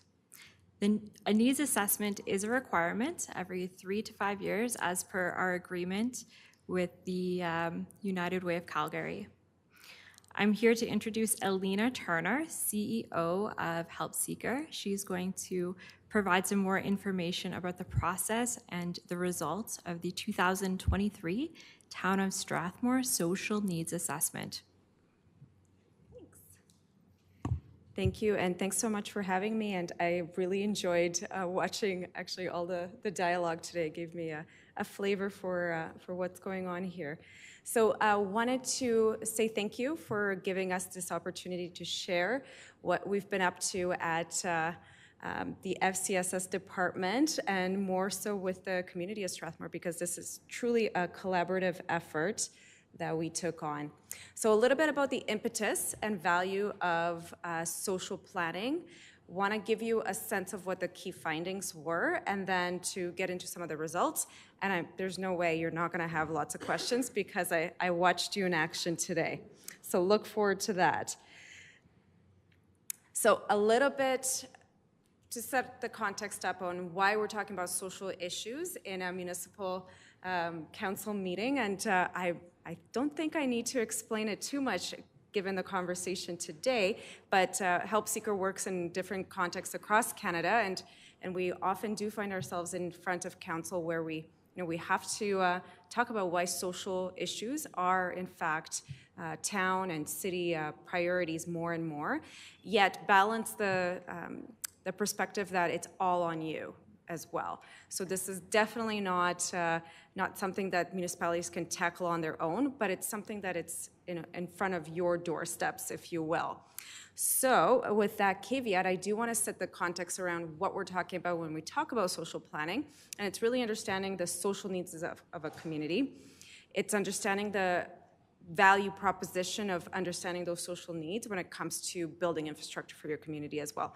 And I saw the back and forth around the affordable housing piece. So if we understand what all the social needs are, then we can rate where a particular initiative might fit in terms of priorities, and you have the data then to make those decisions in a systematic fashion.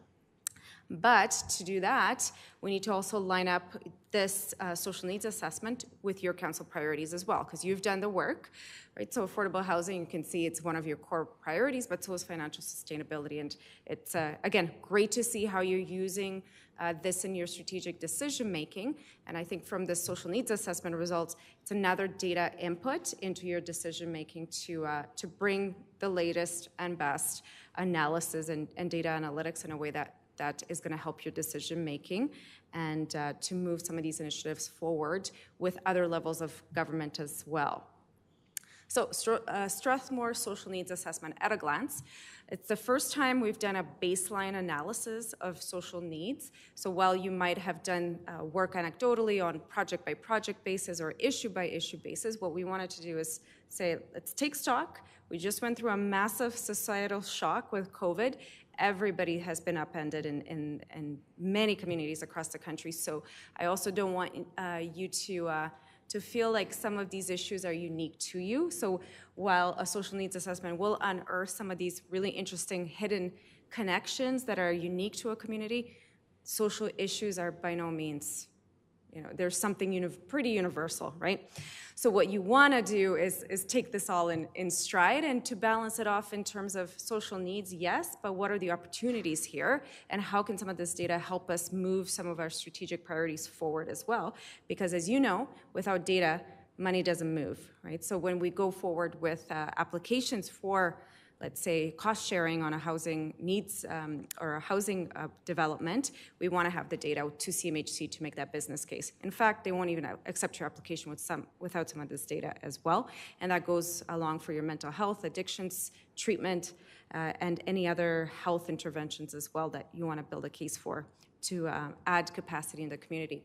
So approach, the good part is with the department's guidance here, they strategically hired us in time to actually bring in the latest census data. So you guys are the first social needs assessment that we've been involved in, and we do these all over the country, that actually has the 2021 census data that was released in December. You guys had the data analysis in February. So awesome.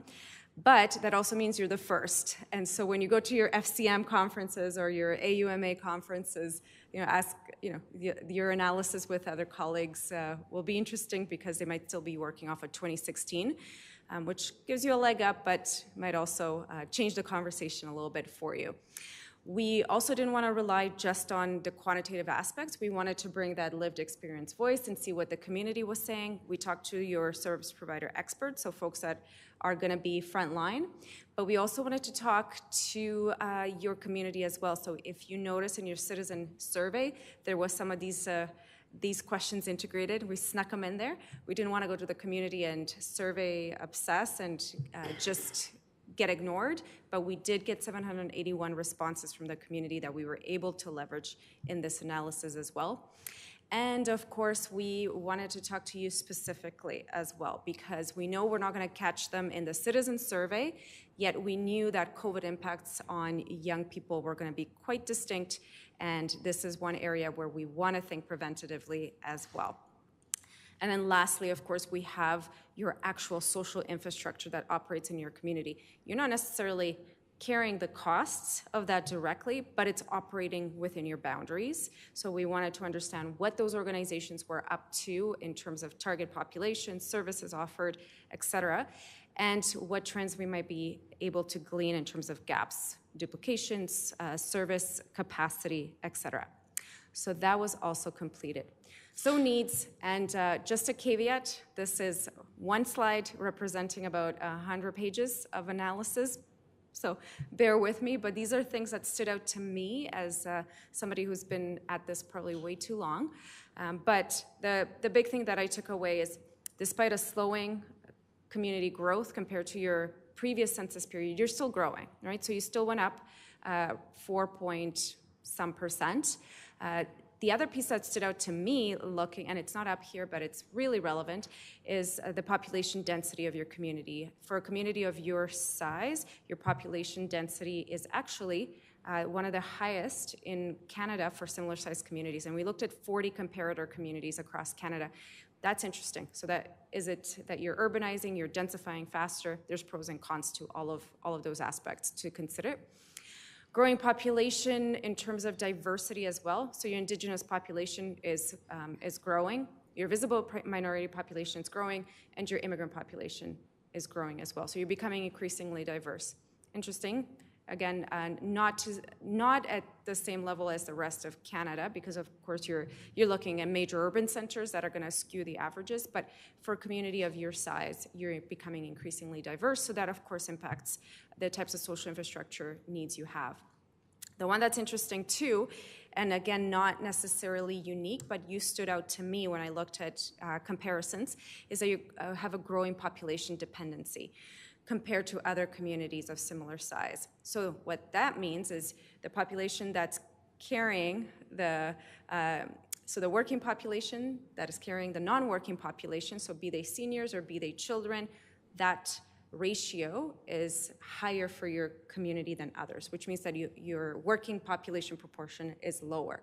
What that, of course, does is that you that's going to impact the type of services you can provide. And you saw that tension today as well, which are really fair and important conversations to be having, and the data supports those conversations to definitely occur, because you need to balance competing priorities. Housing needs, though, and again, aligned with your council priorities, definitely popped up as a core concern across all of those data sets I mentioned. Core housing needs, which is referring to that overpayment, so households that are paying more than what's considered ideal, so that 33% of their income on shelter. You're going to say to me, same as every council, but Alina, I also pay more than 33% of my income on shelter, and I would say, yeah, that's totally fair. So what you want to do is actually look at your extreme core housing need population, so those that are low income and overpaying, and I would also say, drill even further at the ones that are paying more than 50% of their income on housing. So extreme risk for homelessness.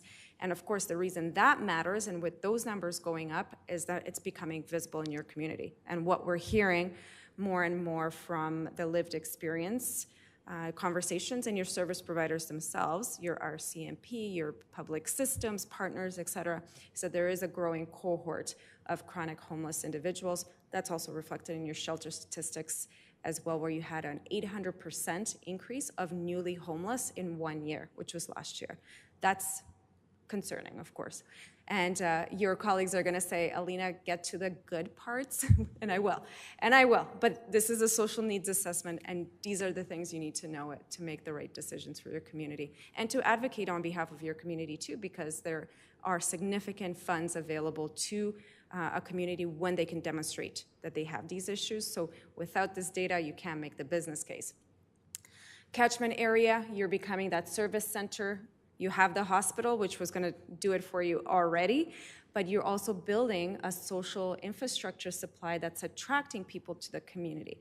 And people don't like to say that in my sector, because we don't like to admit that there is a migratory effect on service catchment centers, but it's a fact, right? So people do come into the community because you have, the only shelter, so you're going to have people from outside of the community. That's part of being a service catchment.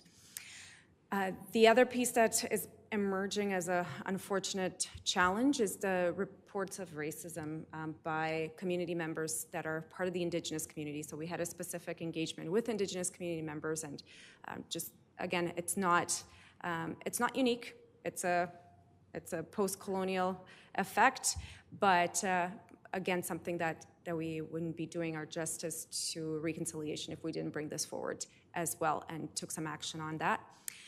Domestic violence jump, which I was really listening for on the RCMP's report. The spousal violence had gone up. So while we saw a decrease on sexual violence and other types of crime during COVID, that one shot up. So that's of note. The sexual violence going down versus here versus other parts of the country is a question mark to me, because that's out of the norm. So what's happening that your reported DV rates are going up, but your sexual violence is going down? And then unfortunately, the youth mental health worsening, that popping up in the youth mental health questions that we asked of the kids we talked to in the research. If you don't believe me, I got the numbers, but we don't need to spend too much time on this one. Just to show you that you can fill your boots and really dig into some of these numbers in more detail, and just to show you where some of these opportunities are. I'm going to shift the gears to the pros as well. So the pros are, while we have these challenges, your community is actually super keen on taking action, and they're super clear on what actions need to be. So we got a whole bunch of suggestions on short-term, medium-term, and long-term actions that I really like, that they didn't rely on government doing anything for the community, and really creative ways of leveraging what we have. So how do we get more value out of the resources that we have? How can we coordinate and get more ROI? How can we use data to make better informed decisions and get more streamlined? I really love hearing that in a community, and that they naturally went to that place as the service provider community, as well as the Indigenous and youth population. So actually saying, I know what these issues are. I want to take action on racism. I want to start a healing circle to teach people why you're seeing some of these challenges. And hearing that from the Indigenous community, that's really cool, right? So there's not a, put our hands up and let somebody else figure this out. We actually have solutions that are relatively low cost, no funding added, but people want to contribute their time. Same as the youth wanting to be engaged. They love the community. They want to stay in the community if there's opportunity, and they want to be part of the solution. You always want to leverage that strength. The other part is this diversity of services. So looking at your diversity of supports and the types of target populations you have a really robust diversity of social supports, which is, again, that's a great place to be. Now, not to say you've got enough of it, but the cool thing about that is that you could be very nimble and agile if there was an infusion of funds that we could petition some of these orders of government to infuse. A lot of the problems that I see is they can't take advantage of it. We can't get our applications together. We don't have a service provider to run with the money. So if you have this robust infrastructure, you can take full advantage of those opportunities and bring more supports into the community. Again, with the caveat that you need to have this balanced approach to growing your infrastructure so that you're balancing this migratory potential effect as well. So why this is a strategic advantage? So understanding the social needs component can be used in some of your corporate strategic goals as well. So lots of communities compete for some of that working age population. You want to have a productive workforce coming into the community to grow your community in those right ways.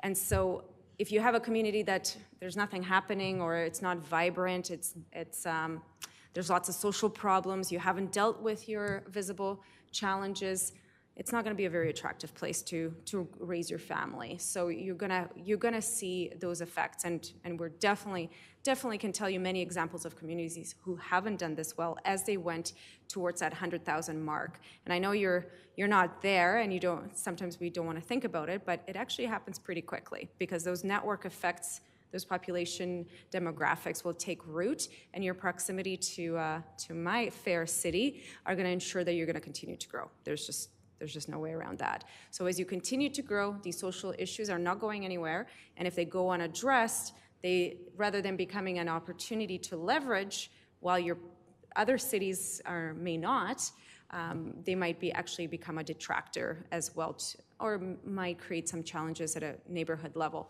So I wanted to show you an example of what you might be able to do, and this is just an example of if you understand neighborhood level social needs and you understand what the program partnerships might be, it's not up to the city to solve all these problems, but what services can we bring in at a neighborhood level to actually start to prevent some of these issues from taking root.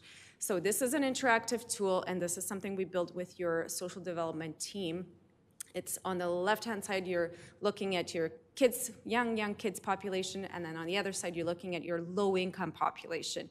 The dark spots are the ones where those two are high on both ends. So that means if I had limited resources, and if I was going to have some preventative programs, and I knew that children in low-income families are going to have these challenges longer term, and I only had one program, then I would target that program into those areas.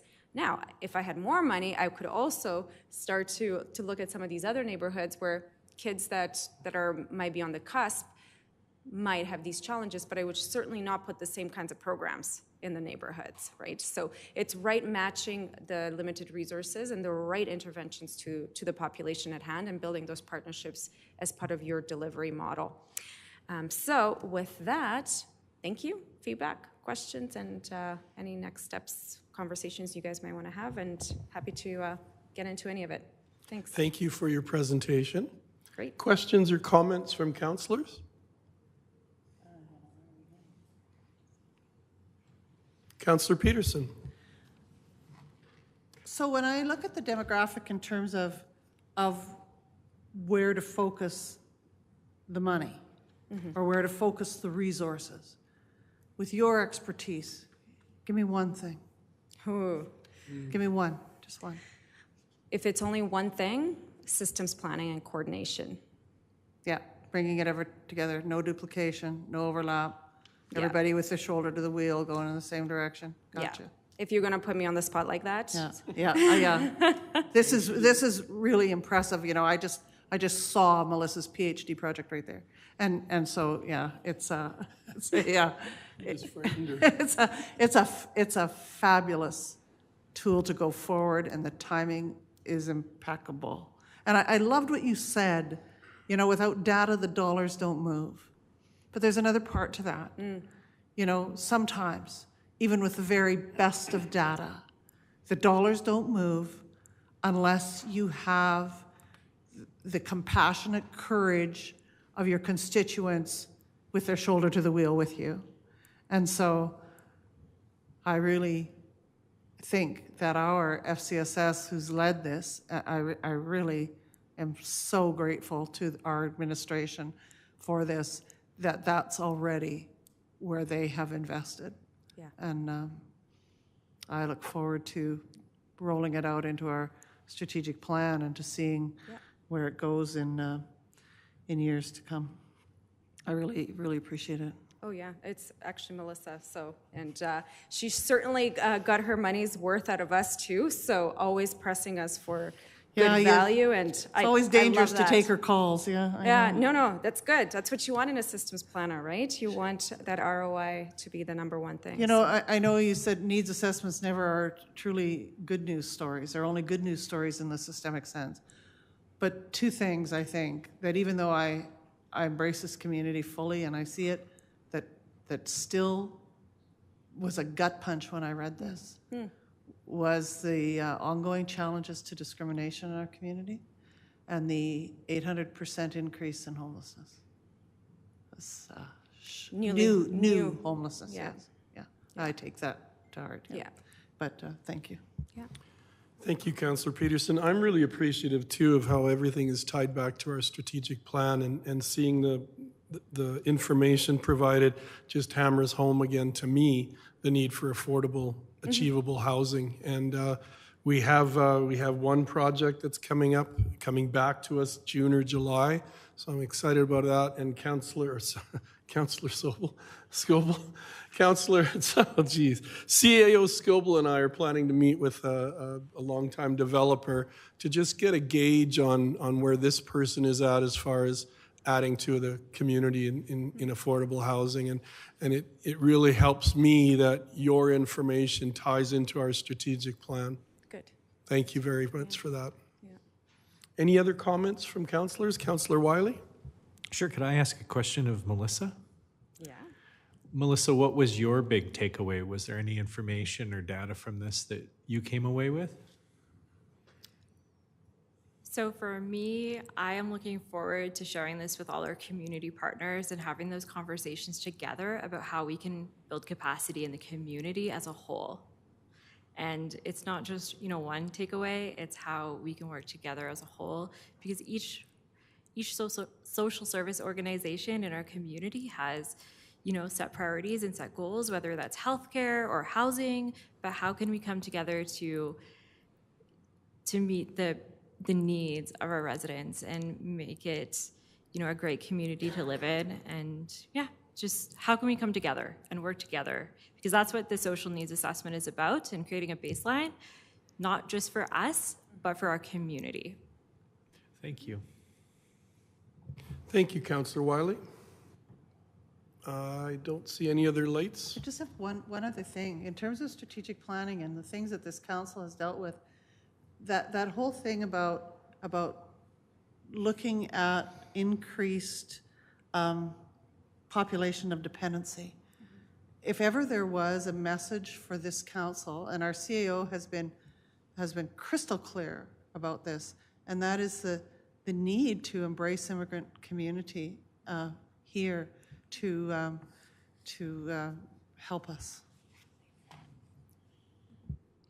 Can I comment on that? So this data did help us procure the SILP grant, and we are going to go forward on meeting the needs of the diverse communities within Strathmore. Thank you, Councillor Peterson. Thank you, Melissa. Councillor Langmaid. Thank you very much, Your Worship, and I have to say this has been a very confusing presentation, as every time someone says Melissa, I go, yes. Like, was I napping? Like, I'm getting called out by first name here. What did I do wrong? Or maybe more accurately, what did I do right?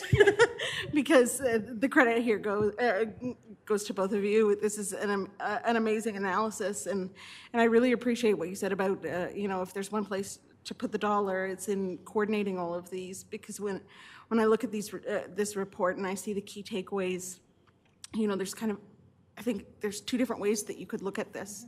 You could look at this that there are 6 individual takeaways that need to be addressed individually, but I think the real challenges come when those key takeaways overlap. When you have seniors who are housing insecure and have a low income, how can you address these overlapping and intersecting challenges that face our population? Because addressing just housing isn't enough. Addressing just community safety isn't enough. It's how these overlap and how we tackle them as a whole. And I have no answer for that today. and it's a challenge we'll be faced with now, and hopefully, we'll be able to find some inroads on. But I just want to thank you for this work, so that we can see this data in front of us. And it is humbling, but also terrifying to see in front of you and go, okay, there's a big job ahead of us. This is a big responsibility for the wellness of our community, but it's the responsibility that we signed on to as councillors, and that I'm looking forward to tackling and finding solutions for our community. So thank you very much for this work. I appreciate it. Thank you, Councillor Langmaid, and we would like to emphasize the community involvement from all the social service organizations was monumental in putting this together. It was not just our team, it was the community that came together, and it is one of the biggest strengths of Strathmore, is that we all know each other, all the social service organizations work together, and we have very strong partnerships. Thank you, Councillor Langmaid. Thank you very much for your presentation and all your work on this.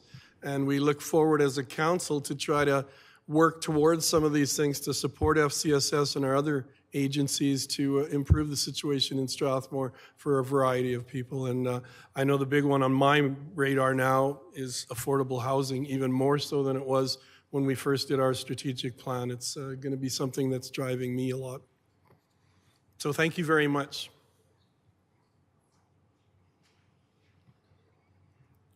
We move now to 5.3 Council Procedure Bylaw number 22-10. Jonathan, good evening and welcome.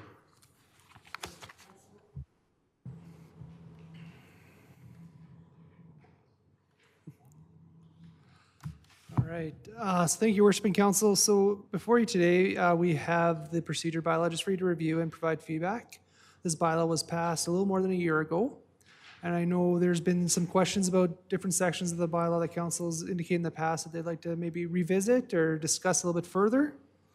So today we just want to get some feedback from council to see if there's any amendments or changes that you'd like to see made to the bylaw. If so, we would present an amending bylaw to council, probably the 3rd meeting in May, for your consideration and feedback. But before we get into the discussion, I know there was definitely one item that did come up several times over the past year, and that was boards and committees reports and some questions along there. Council, I think, wanted to do some clarification on how those reports ought to be given to council going forward. So just kind of a little bit of background there. There's really no right or wrong way to do a board or committee report. A lot of municipalities do them differently. Some do verbal reports, some ask for written submissions. Usually if there is a written submission, there's no verbal report to go along with it, but there may be questions that go along with it that way. I think our council's done a pretty good job of providing those reports shortly after those committee meetings have occurred as well, and that's kind of just best practice as well. So maybe we could start there. Does council want to see any amendments or changes to section 13? Or do they have any questions about boards and committees reports?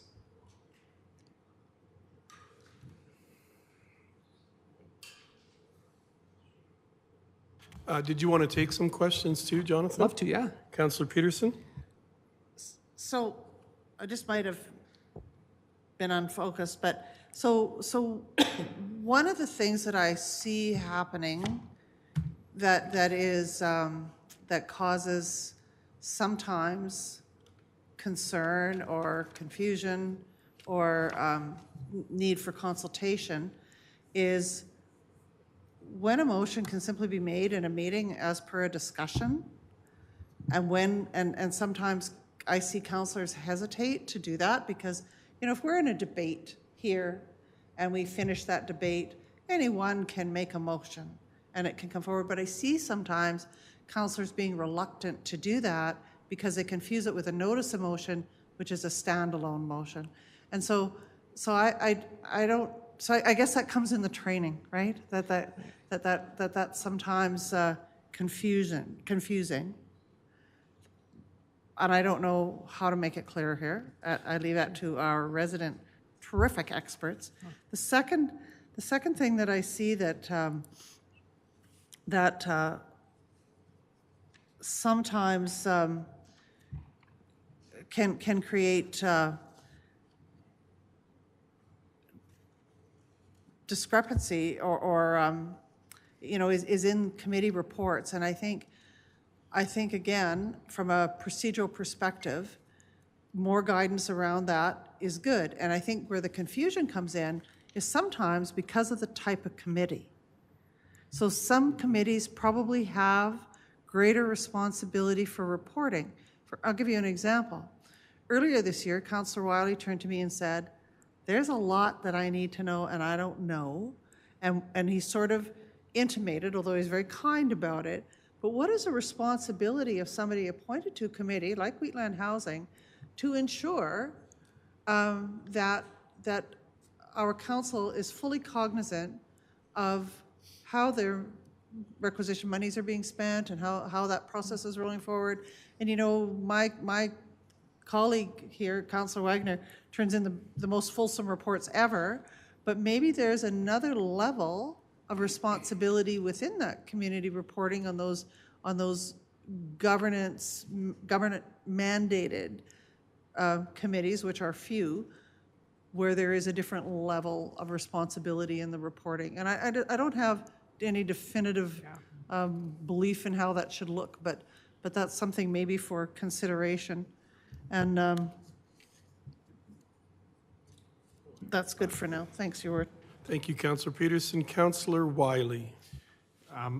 My thought is just leapfrog from what Denise just said. So what if there was an item in here that while committees are engaged in capital builds, they would annually update or send a delegation or something to keep council in the loop, something along the lines. What do you think of that? I think that whenever we're spending community money, that maybe there needs to be quarterly reports. They don't need to be long, they don't need to be, and I think that a presentation, brief and summative on our yearly audit should be done. I think that maybe could be something that Yeah, could like be if the instituted. library was going to put on a new wing, Right. at that point, maybe minutes aren't enough anymore. Maybe it would require actually having somebody from the board come in. Yeah, however you said it, quarterly, annually, whatever, but give council an opportunity to ask questions. Thank you, Councillor Wiley. Councillor Langmaid. Thank you. Threw me for a second. Thank you, Worship.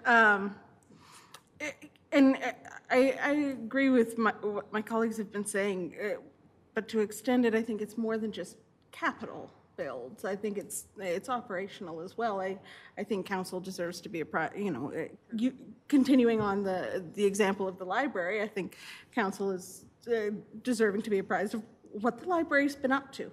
and what are we doing and how are we serving our community and spending the dollars that as the representative of the library board sitting on council right now, we are so gracious to receive. I think where my challenge comes in is that to be in the spirit of full transparency, sometimes on a monthly basis, because the library board does meet monthly, I don't have that much exciting news to share with you. It's not coming from a desire to not share information. It's that I respect the time of council and administration that attend these meetings, and I don't always have the most exciting news to share. I like the idea of quarterly. I think quarterly I can give a more summative and exciting and engaging presentation to council rather than say, we discussed this item. And it maybe isn't the most relevant. So for me, it's finding that balance between ensuring that and the desire to keep council informed, but also at a level that doesn't take up this council's time to discuss other topics that might be more timely or relevant versus my summary, which could come quarterly. I'm not sure how to balance that. Like I said, I like quarterly. Monthly might be a little bit too frequent, but of course it also depends on the committee that you are serving. My questions with this section also come down to what happens when you are appointed to a board, but then are also appointed to subcommittees of that board, and how deep does my reporting need to go? So, for example, I am the appointed member on Marigold. I'm also a member of their executive committee, financial committee, and advocacy committee. How many reports would you like to receive? And what's the appropriate level of those reports? None is the way that I've been approaching that, considering with my thought process being... Unless I do something wrong, in which case, go ahead and pull me to the front of the podium. But the thought being that those are committees of that board, and it's a different kind of level of reporting and responsibility. But that's not something I have clarity on. That's how I've been approaching it, but it's not clear in this document if that's correct or if that's appropriate, meets the needs of this council. The other comment I have specifically regarding Section 13 is Section 13.5, and just making sure that we actually are following this, and if we are not following it, should we remove it? And that's that the mayor shall be advised in a similar manner as other committee members when any meetings are called. I'll be honest, I haven't read that line since we passed this bylaw. Mayor, I'm really sorry I haven't been inviting you to all of my meetings. So it's just understanding, what is the practice that we follow, what should we be doing, and if we're not following this, should we be removing it from the bylaw so that we're not accidentally contravening our own bylaw by current practice. And if it's decided that I do need to be advised, we do need to be advising the mayor with every meeting that's scheduled, then I'm happy to do that. I just want to make sure that we're clear on we're following what's written, or not write it if we're not going to do it. In regards to 13.5, I think it's important to also remember the difference between the internal board and those different corporate boards. So WHMB, library board, those are different corporate boards.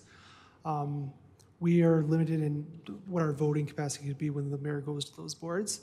So that would be different than, say, if we were to have an internal, I'm trying to think of an internal board that we have right now, but the FCSS advisory board that we just passed. The mayor would be advised of those because he's an ex officio member of those boards. I just wanted to follow up on, if I might, just butt in. Go ahead.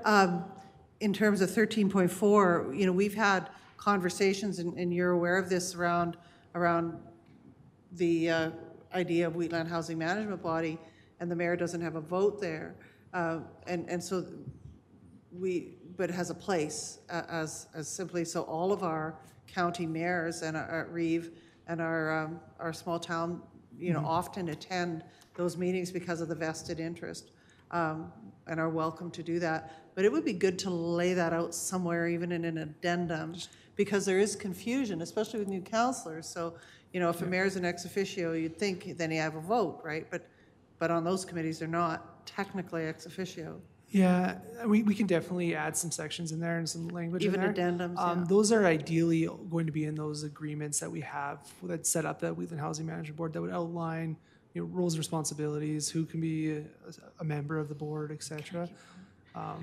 But we can definitely include some language there for clarity. And then just to follow up from that, one of the things that also happens, and it relates really strongly to procedural bylaw, and that is the roles, of council on those committees and where their alliance and allegiance lay, because there's ministerial directive, and then there's council directive, and so it's not that it's a misunderstanding; it's just misunderstood. And I want to read you something that's come out of the action items of the Wheatland and Area Hospice Society and the Wheatland Housing Management Body and all of our partners, and it'll be coming in this new document, the next rendition of the document, and it's Part C of Lessons Learned. There is frustration in perceived and conflicting roles of councillors to advocate for direction set on the boards on which they participate or to which they've been appointed, as these appointments carry definitive responsibilities sometimes laid out by a ministry. And area constituents, when it is in opposition to personal or council objectives. One action that we're encouraging is to encourage and respect an atmosphere and environment within our community and work environments that demonstrate respect, responsibility, and professional excellence, while safeguarding the organization's missions, goals, and values, and to encourage municipal organizations and Wheatland Housing Management Body to collaborate in providing in-servicing to highlight the roles and responsibilities to their council appointees.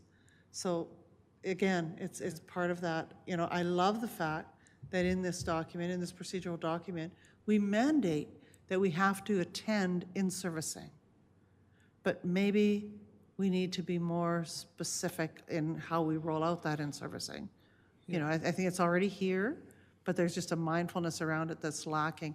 And we heard this in the it's in the debate, not the debates, but the conversation in all of these, I don't know, what would be consultations that Richard and I have been so heavily involved in recently. And we've heard councillors saying, well, my county hat says this, and my ministry hat doesn't, so, we disagree, but maybe that's something that all of us, through the Wheatland Housing Management Body, whoever's sitting there in future, can work toward reconciling that with their council roles. Just understanding your fiduciary duty to both. It is a fiduciary understanding. Both the board and to the town as well. Yeah. So. And my final thing, Your Worship, is when it comes to procedural bylaw, your procedural bylaw is only as good as the capacity you have to enforce it. And so I see great deficits in that. And it's not just here. I see it from the provincial level. I see it throughout. And I know that one of the things that Mayor promoted in our last council, what did we call that document? That was a covenant. Signing this covenant. But I think that if we are going to do things like not use offensive words when referring to other councillors, or not reflecting on the motives of councillors, or shout or use in a moderate tone of voice, all of those kinds of things fit into that covenant. And that covenant simply needs a action-oriented, outcomes-based process.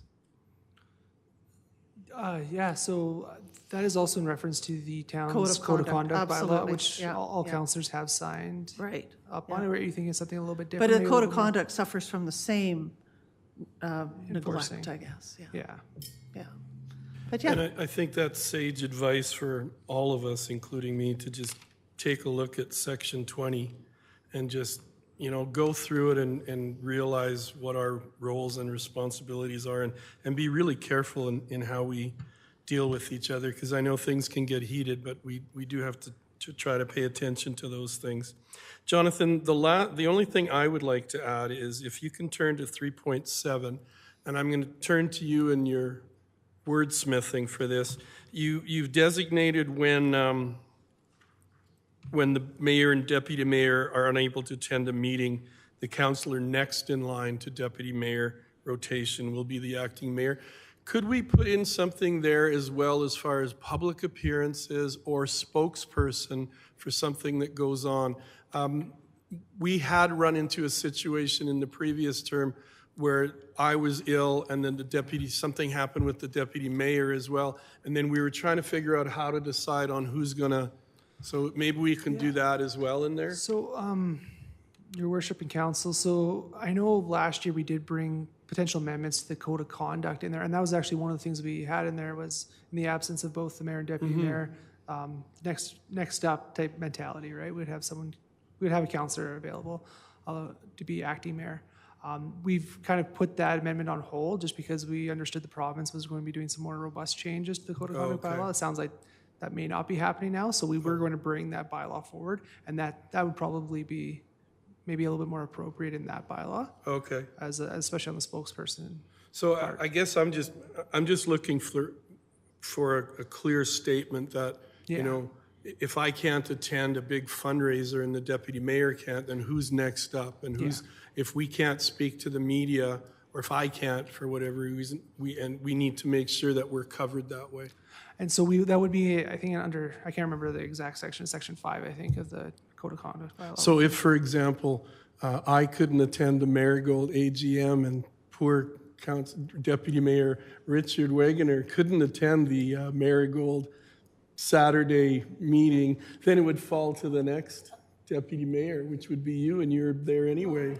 Yeah, so there we go. Okay, thank you. So that you're going to come back to us when you hear more? Yeah, so what I understand from tonight is for the committee reports, we're going to try maybe look more quarterly. And on that, are you wanting a representative from the board to come as a delegation to present, or just council kind of on a quarterly basis to give updates? Councillor Wiley? Unless there's something more urgent that happened at a meeting. Sorry, I think there's going to be some debate on how often they need to come. I personally don't need to hear from, I love Melissa, but to hear from the library committee quarterly might be a little much. I think there's got to be something to explain the difference between like a biannual report versus we're involved in some kind of a different type of capital spending going on. Maybe quarterly reports are more needed. I think there'll be some debate on that. So I'm not going to need to hear from every committee quarterly. That would be a lot. Yeah. And so that makes good sense. So would council kind of want, like for those types of boards? The to library, for continue instance, has providing- come, I'm sure, twice since I've been elected. So I'd say that's about annually. That to me seems very satisfactory. I've heard from them on 2 separate occasions. Yeah, so I think there's got to be some language in there about it would annually, and then if there's some type of a as needed type of thing, right? appropriate, some type of capital spending request that's going to be coming down the pipeline, I think more regular would be required. Okay. What about, sorry, Your Worship, No. I can't talk. Yeah, you can talk. What about those corporate boards or those appointed boards? What if, once a year, the board reported here? Maybe that's what we need to do, Okay. Yeah, that makes good sense. once a year. Sure. Annually. And an audited financial statement, like brief overview. Yeah, brief. Yeah. 10 minutes. Yeah. Do you have enough direction there, Jonathan? Are there any more comments? Anything from home, Councillor Montgomery, on the bylaw? Not at this time, thank you. Okay, Councillor Peterson? You're going to say it. I know what you're going to say. 20? 20? No. Oh, no. okay. Well, mine's an easy change. I think we have to fix 20.3A. It needs to be His Majesty now. Yeah, I did have that in here, but I knew Jonathan would catch it. But no, I want a paper copy of the new rules of order just upstairs in our office. Yeah. I have one that I think has to come back to council for some debate. If we go to 3.6. Sorry, Mayor, I should be asking for your permission to speak. My apologies. upon reading this again, I've realized I have a really bad habit. But to 3.6, this was a change that the previous council had made. And at being elected, I agreed to it. I'm not fond of this. I think a deputy mayor is a position of honor. I think they're probably typically voted upon by the council at the organizational meeting, the very first one. And I think it's a role that should be kept throughout the 4 years on council. Like I personally, as a first term councillor, I am not looking forward to being a deputy mayor. It's not something I would like. So I would personally prefer to see this be taken out and the deputy mayor be back to just a single position that stays with the person for the 4 years. So we could have some discussion maybe on that if this is brought back before council.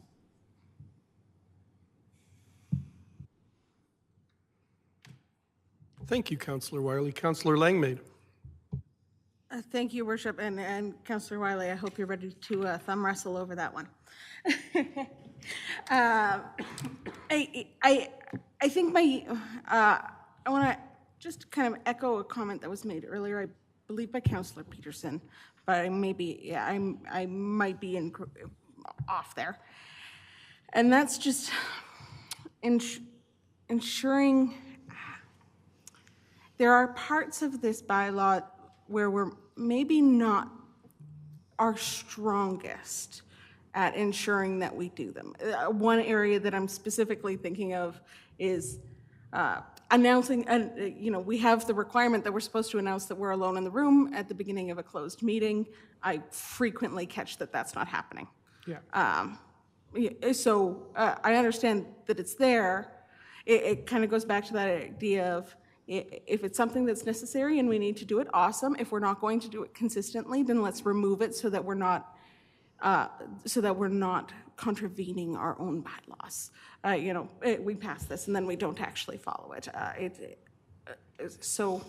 It's things like that where there are a few items, that's one of them, where we have them in there, but we don't necessarily follow them consistently.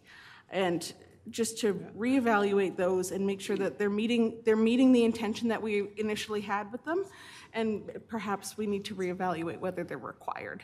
Yeah, I'd be interested to hear council's feedback on that one. That is something that, yeah, you're right, we've missed on a handful of occasions for sure. If council would like that removed, council's bylaw, we can definitely remove it. The reason why we have it in there is just to kind of ensure confidentiality. I often don't get it. If I'm participating remotely, I often don't have a moment within the meeting unless I interrupt the meeting to even say, and I find myself catching myself 15 minutes when I finally get a chance and I go, oh, by the way, I am alone.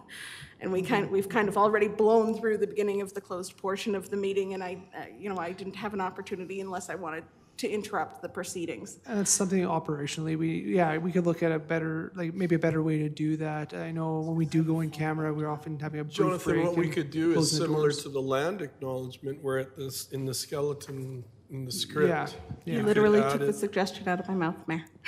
Pardon me? You took the suggestion right out of my mouth, Mayor. I was just about to say, could we add it to I our just have skeleton a comment minutes? from Kara here who has been waiting. Thank you.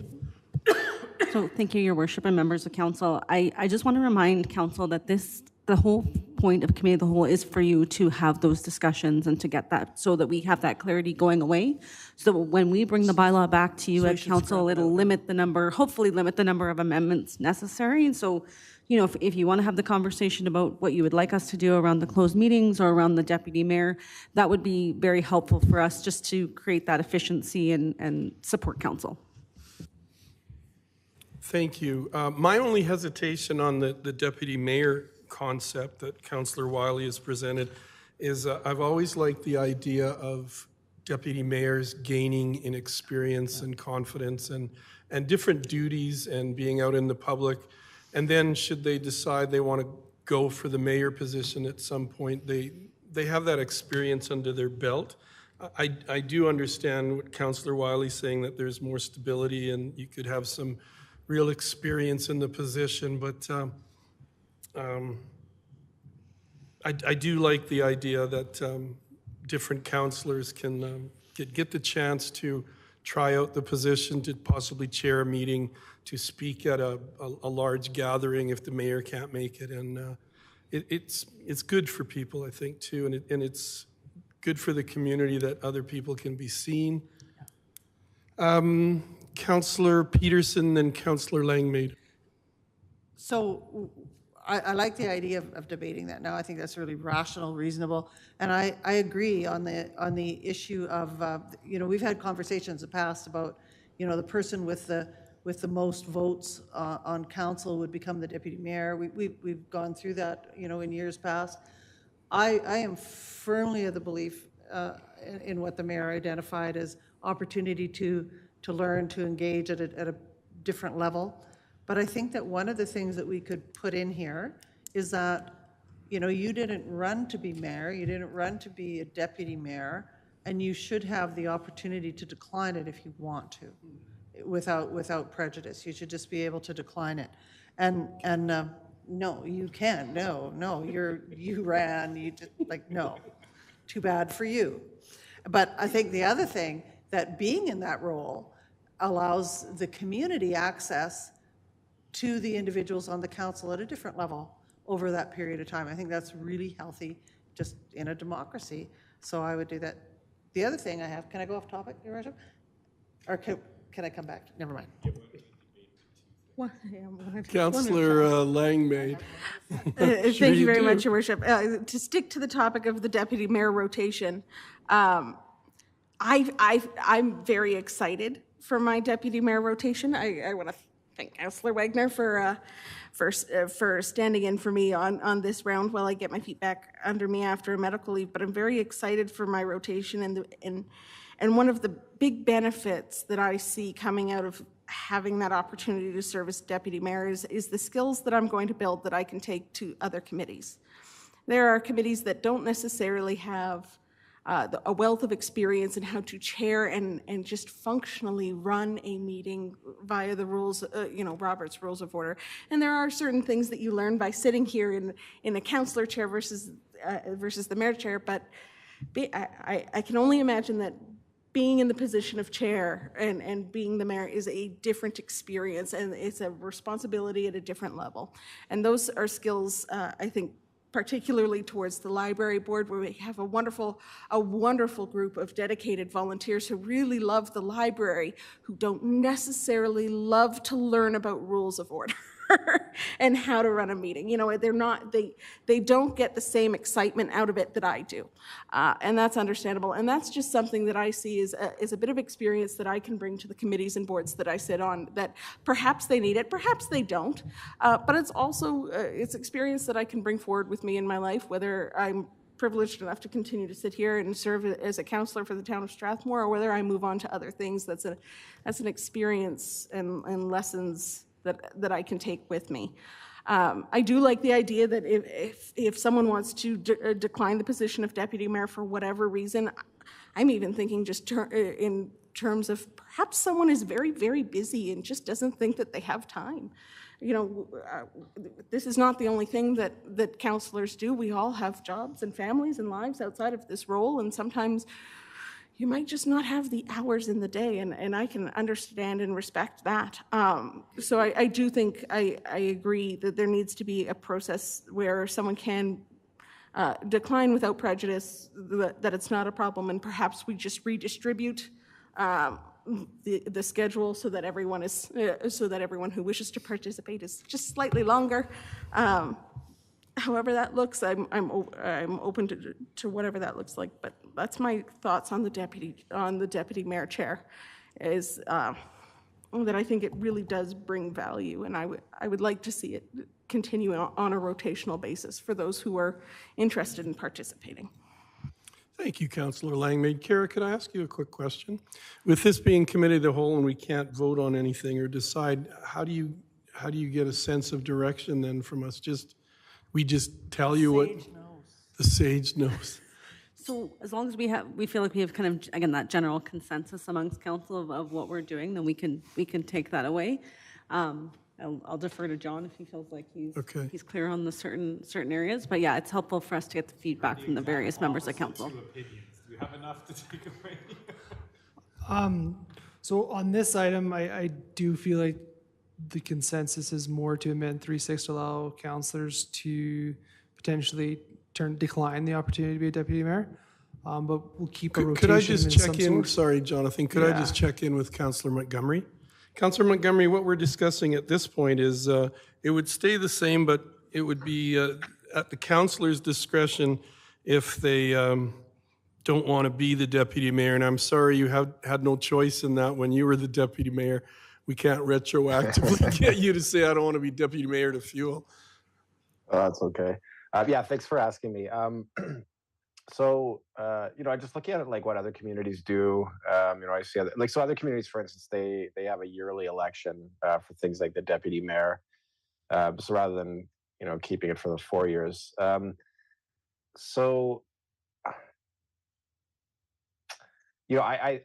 think everyone's making some good points. There's a lot to be gained by being able to take a shift in as the deputy mayor. It kind of allows for growth.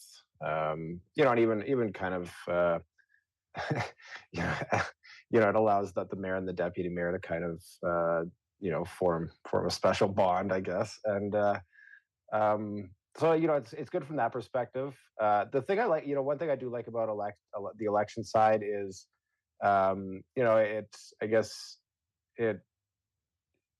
it's something where, council, I guess, is kind of saying like, this is kind of the person we see as, in this moment as the person we want, not leading us necessarily. I guess the person that we feel most comfortable in, if God forbid, something should happen to the mayor. But I don't know if that's kind of necessarily a strong enough argument to do that. If it was an elected position, a lot of municipalities, they actually pay extra to the deputy mayor as well, because it is seen as like a more, I guess, when it's kind of an elected position, it's kind of, I guess, probably more serious, right? It's like here's an extra added responsibility that you are given. With the election side as well, like it's not like it's just like it's okay, it's your turn, therefore you're gonna, this is your time. It's like it's people who are saying, I can take on this extra responsibility. This is what I want to do, and so it's there's this. I could go either way. I think there's good points kind of either way. And I didn't kind of anticipate this being brought up, so I hesitate to say where I would probably want to fall at this juncture. Thank you.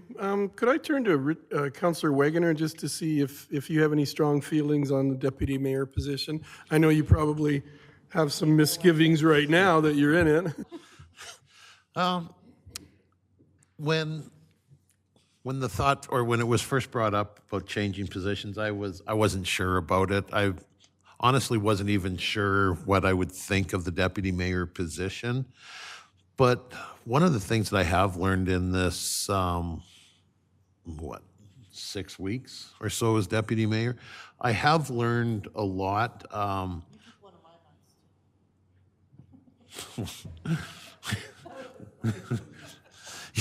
So I have learned a lot. I know Mayor Fuel did take me under his wing and help with some of the things. Really, it was. I participated in a few things as a deputy mayor. I participated at the opening ceremonies for the Orange Project or Orange Jersey hockey game. I was there for the U18 hockey provincials. It broadened my horizons a lot with that. I think the way we have it right now is good. I like it. It gives you a different aspect of how municipalities work, and I really. Yeah, I'm enjoying my time here as deputy mayor, even though it's like I say, it's been 2 events that Mayor Fuel hasn't been around. But I like it, and I think everybody should have that opportunity, whether they should have that opportunity to participate as a deputy mayor.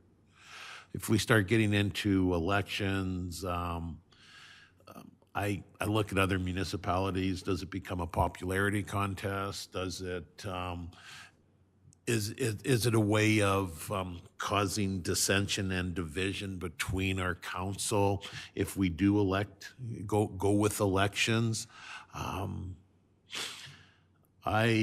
honestly think what we have here, to me, for my short time on council, I think this is probably the best, and I would strongly vote in favor of keeping up the 8-month rotation. So that's my opinion. Do you have enough there, Jonathan and Kara? So what I'm hearing is we'll amend 3.6 to allow councillors to decline. Perhaps what we could do is leave a rotation in there, but then also be prepared for an amending motion come when this bylaw comes back to remove it, potentially. Thank you, Jonathan. Councillor Peterson. Thank you, Your Worship. I'm going to 10.1, 10.2, meeting through electronic means again.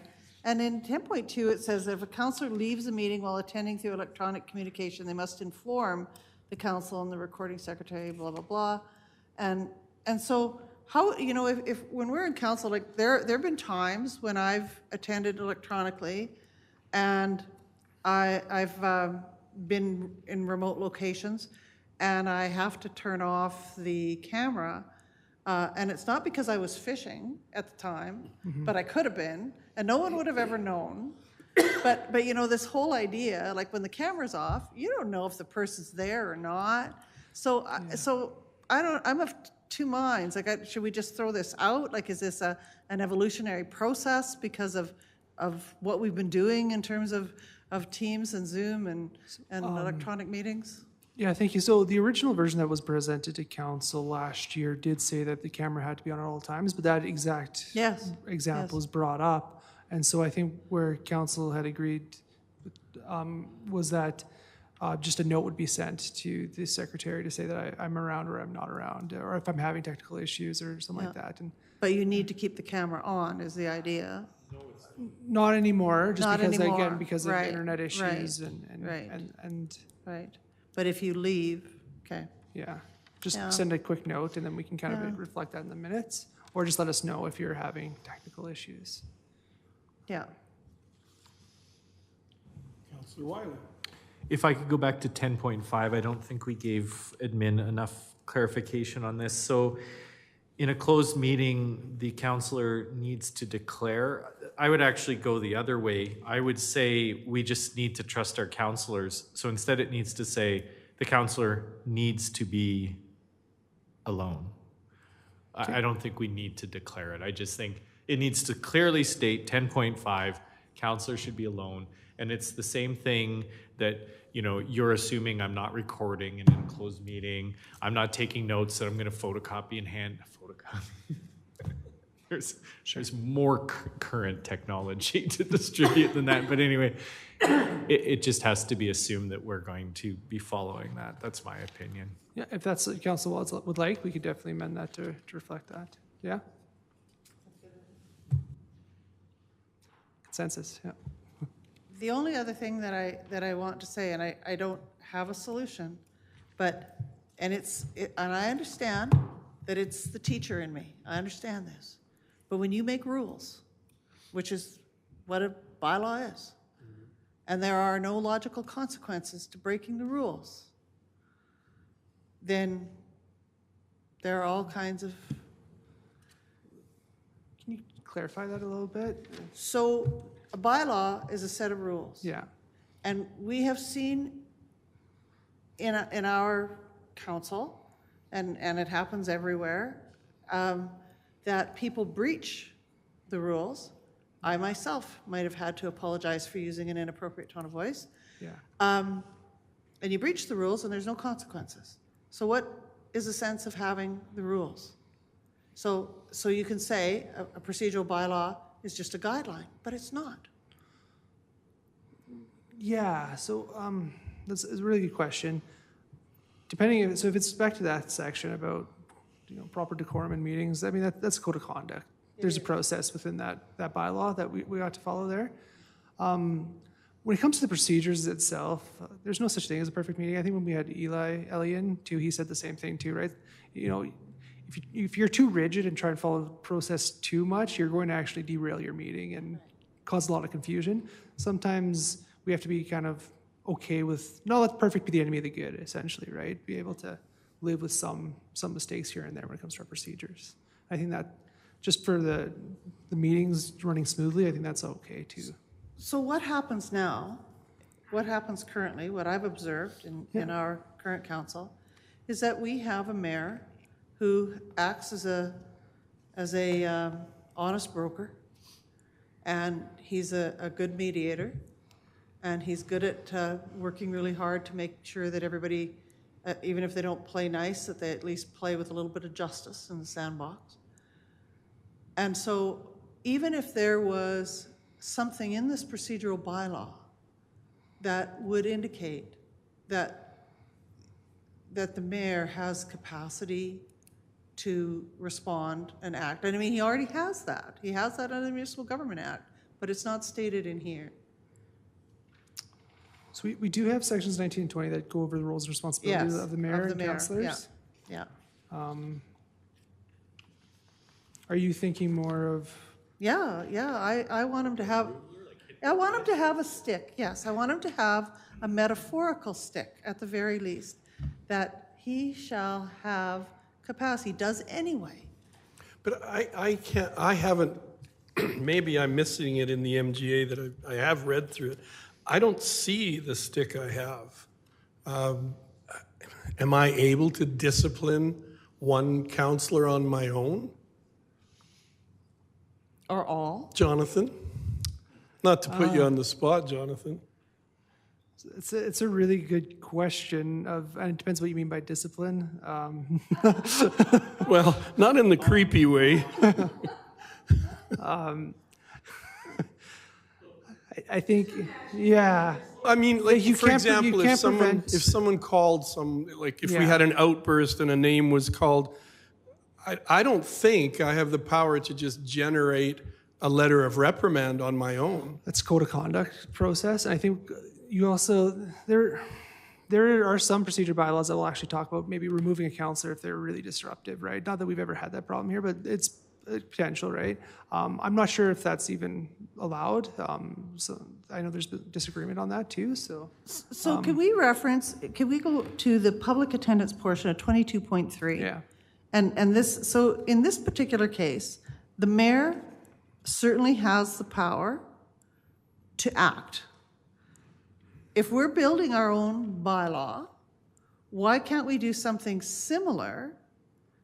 So I know that in the Municipal Government Act, a mayor can if a councillor is misbehaving, I forget the section, if a councillor is misbehaving and refusing to abide by the council bylaw, the mayor can have that councillor removed. The question is, though, you're preventing that councillor from voting, and that's where he becomes really dicey. It has to be a disciplinary action because of. And that's where that code of conduct process is actually at least more clear and a little bit more transparent. It might be better just to adjourn if it. I wonder if we could turn to CAO Scoville for some comments.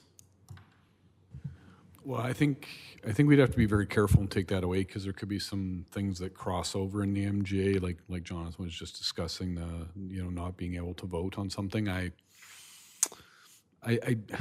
don't really recall any other bylaws where there's that either. It's more, the rules of order and that sort of thing. Like, the chair has the power to say that's enough and we're moving on, or all council members have the opportunity to call point of order or what have you as well. So I wouldn't, we'll take your feedback. I don't think we can kind of be definitive. I think we just need to do a little more work on that when we bring it back. No, and maybe for this group of people who I have a lot of trust in, and I respect, and I know your hearts are in the right place, maybe just this discussion and highlighting section 20 and 20.3, maybe we can, you know, set a better course or make a course correction so that we don't have these situations that pop up. I know when we had our procedural work with, what was his name you said? Eli, when Eli was here, one of the things I remember him saying is, you know, try to remove the emotion from some of the work we do. And if we can train ourselves to remove the emotion out of everything, like don't get so emotionally attached to emotion that you believe in, that if you are defeated by it or something is said in the debate that you're going to be crushed by it or be very upset. The other thing I think we all have seen it in other areas too, is that you can disagree with the person's viewpoint or points or statements in the debate, but that doesn't mean you can attack and debate the concept and the idea, but not the person. So if we can all try to keep that, I mean, I was given cheat sheets here by Mom, no discussion until there's a motion on the floor. When I was, getting more comfortable with the mayor position, she would give me these little cards to just remind myself what I need to be cognizant of. See what I did there? Well, I dropped my pen.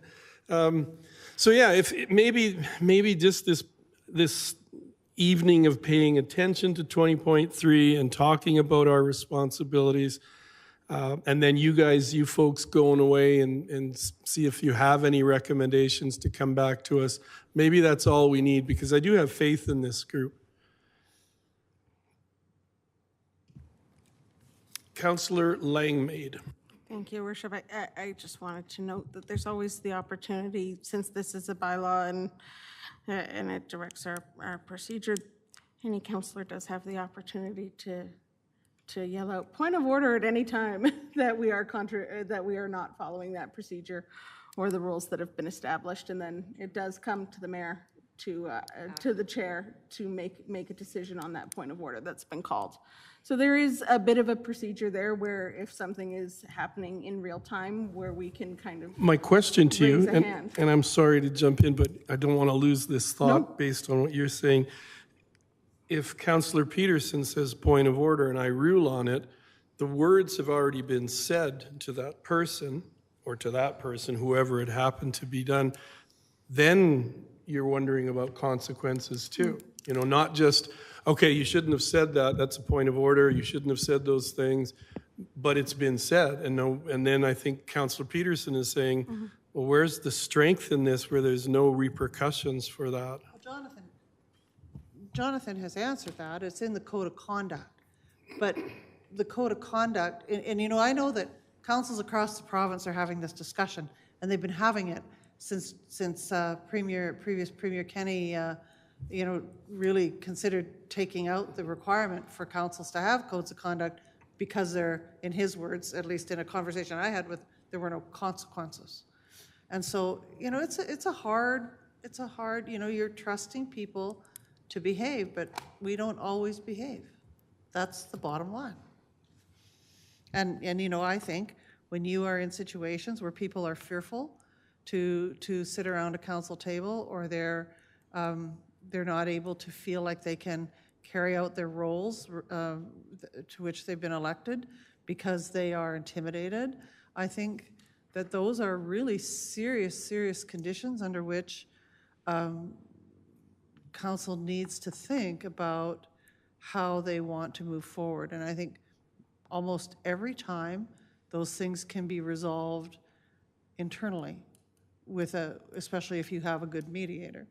But I think it's something that needs consideration. And not just in terms of, it's also in terms of treatment of staff and treatments of the public and all of those kinds of things, you know, where counselors often get called out rightly or wrongly. Kara, do you have any input? I just want to, I guess, articulate what John has said and what Councillor Peterson just said as well. Like, really, the whole point of, that's why the province brought in around the code of conducts, right, for this purpose. And John said it very well, you know, reminding us what Eli had said is that, again, the goal isn't about having a perfect meeting. And so, you know, use the rules to help guide you. And you know, there's been a couple items that have been brought up tonight that it sounds like maybe they're not serving the purpose for this council, and that's fine. We can take them, we can change them, we can do whatever we need to make it work for council. But trust your process and trust your colleagues, and then if you need that other mechanism, the code of conduct, it's there. And one of the things that I think is really important about the code of conduct keep wanting to call you Councillor Scoble. CAO Scoble and I had a discussion on this, and that is, if there's some harsh discussion or some words are being said, we need to remove our staff and our administration as fast as possible, because I don't think it's appropriate for our staff or administration to hear any of our outbursts or disagreements or arguments. We need to be cognizant of that they need to be removed from the situation. It doesn't behoove us. It doesn't behoove us to have arguments in front of our staff. And I just think, you know, and at any point, a counselor who is, and you guys can tell me this, if a counselor is very upset about something that was said to him or her or someone else, it can be brought forward as well. Couldn't it? Couldn't a counselor make a motion and say, you know, I'm very upset with how that went, and I'm making a motion to, and then they'd spell out what consequence they want or what kind of a procedure they want to follow.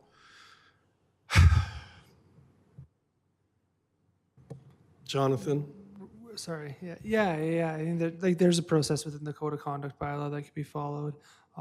Council could always go in camera and have those conversations too, and as you said, just kind of make sure behind closed doors, kind of get the get everything out in the open, right, and discuss those things. So there are methods there for council too. Councillor Wiley. If we're done that one, I would move to 35.2. But if we're not done that one, sorry, I hadn't pushed the button yet. I think this one probably needs to come out. I just checked my text earlier. In fact, I feel like we had talked about this one and we had agreed on taking it out in the last time we did this. I don't recall. 35.2.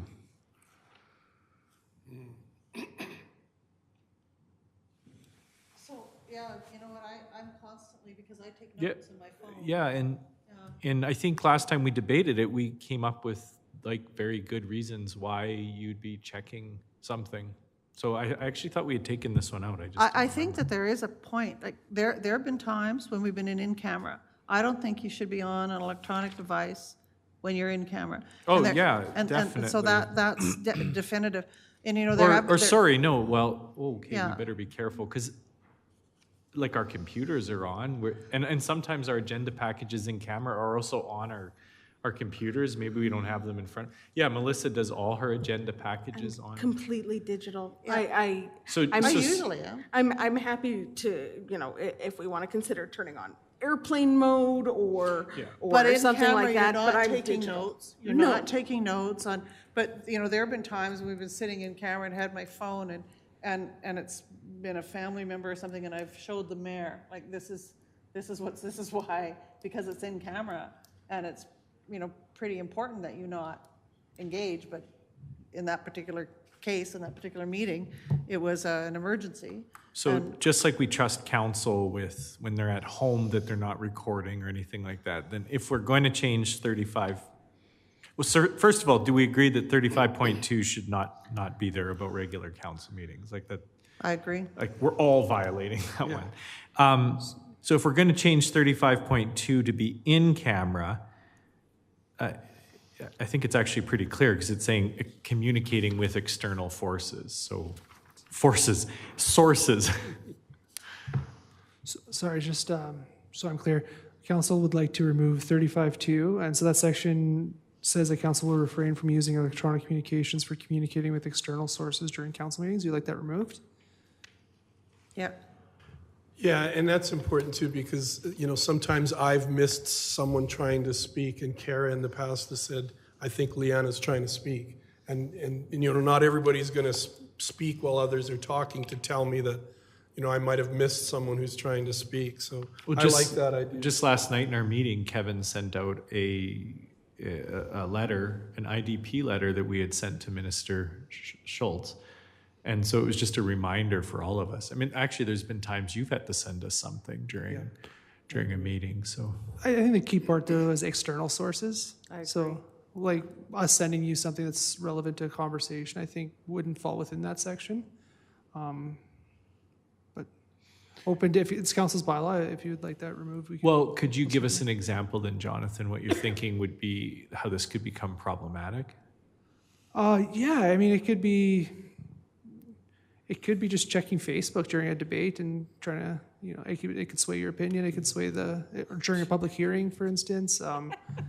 Well, no, actually, like when we had originally had this debate a year ago, I was picturing, absolutely, you could go on Facebook and create like opinion polls, right, while you're sitting in council. Okay. But like I think most of us have used our technology in ways that is probably useful during council meetings, so I'm not sure. Councillor Montgomery. Thank you. So if I recall correctly, or like originally we did argue, well not argue, but we debated and then agreed to remove a section that dealt with just using electronic devices. And we all agreed that we should be able to use, you know, devices to look up information, et cetera. So I think this is kind of separate to what that was. And I think we should obviously be able to communicate certainly with each other or for professional reasons during the meeting. So I think that's reasonable. Thank you. Thank you. Councillor Langmaid. So on this section, I'm torn and I'm of two minds, because obviously I am here and I am a digitally connected person.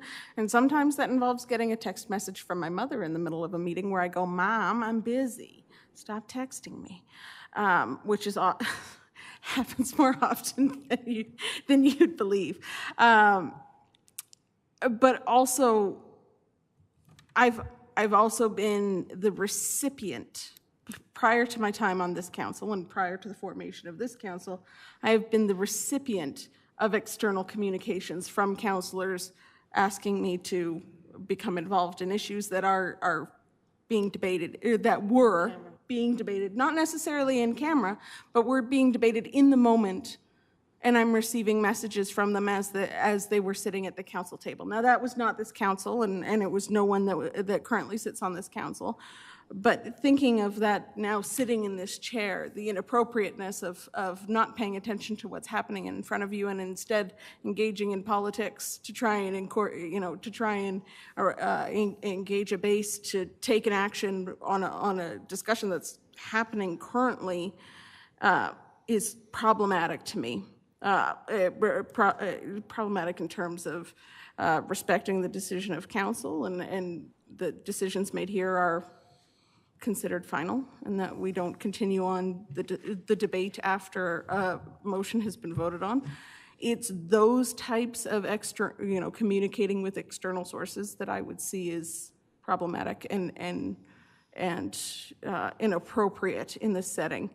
However, I can also see situations where communicating with an external source can happen sometimes. As I mentioned, Mom, stop texting me. I think it also goes down to the respect that we have for the work that we're doing in this chamber and what that involves. And that involves quite frequently, it can be hard, but especially when I'm talking, because I'm so freaking long-winded sometimes. But it's the importance of the debate that we're having and the respect that you show your colleagues by paying attention. And there is nothing that grinds my gears more than when someone is trying to speak and all I can hear is a discussion happening at the other end of the table, or when someone is sharing an important perspective and I see someone either on council or in chambers just tapping away on their phone, not listening to what's going on. The work we're doing here is really important and it deserves our attention. So I'm of two minds on this one. I think that there is a line, and I think it needs to be carefully considered. I don't want to.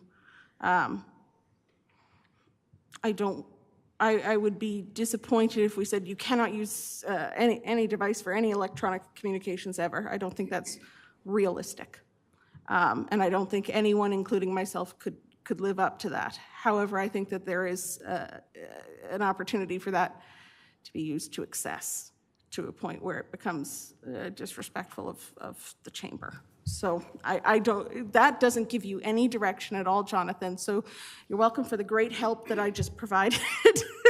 But that it summarizes just how torn I am on this one. That, you know, I'm not sure where that line is or how to communicate what that line is, or if anyone else agrees with the line that I see in my head. But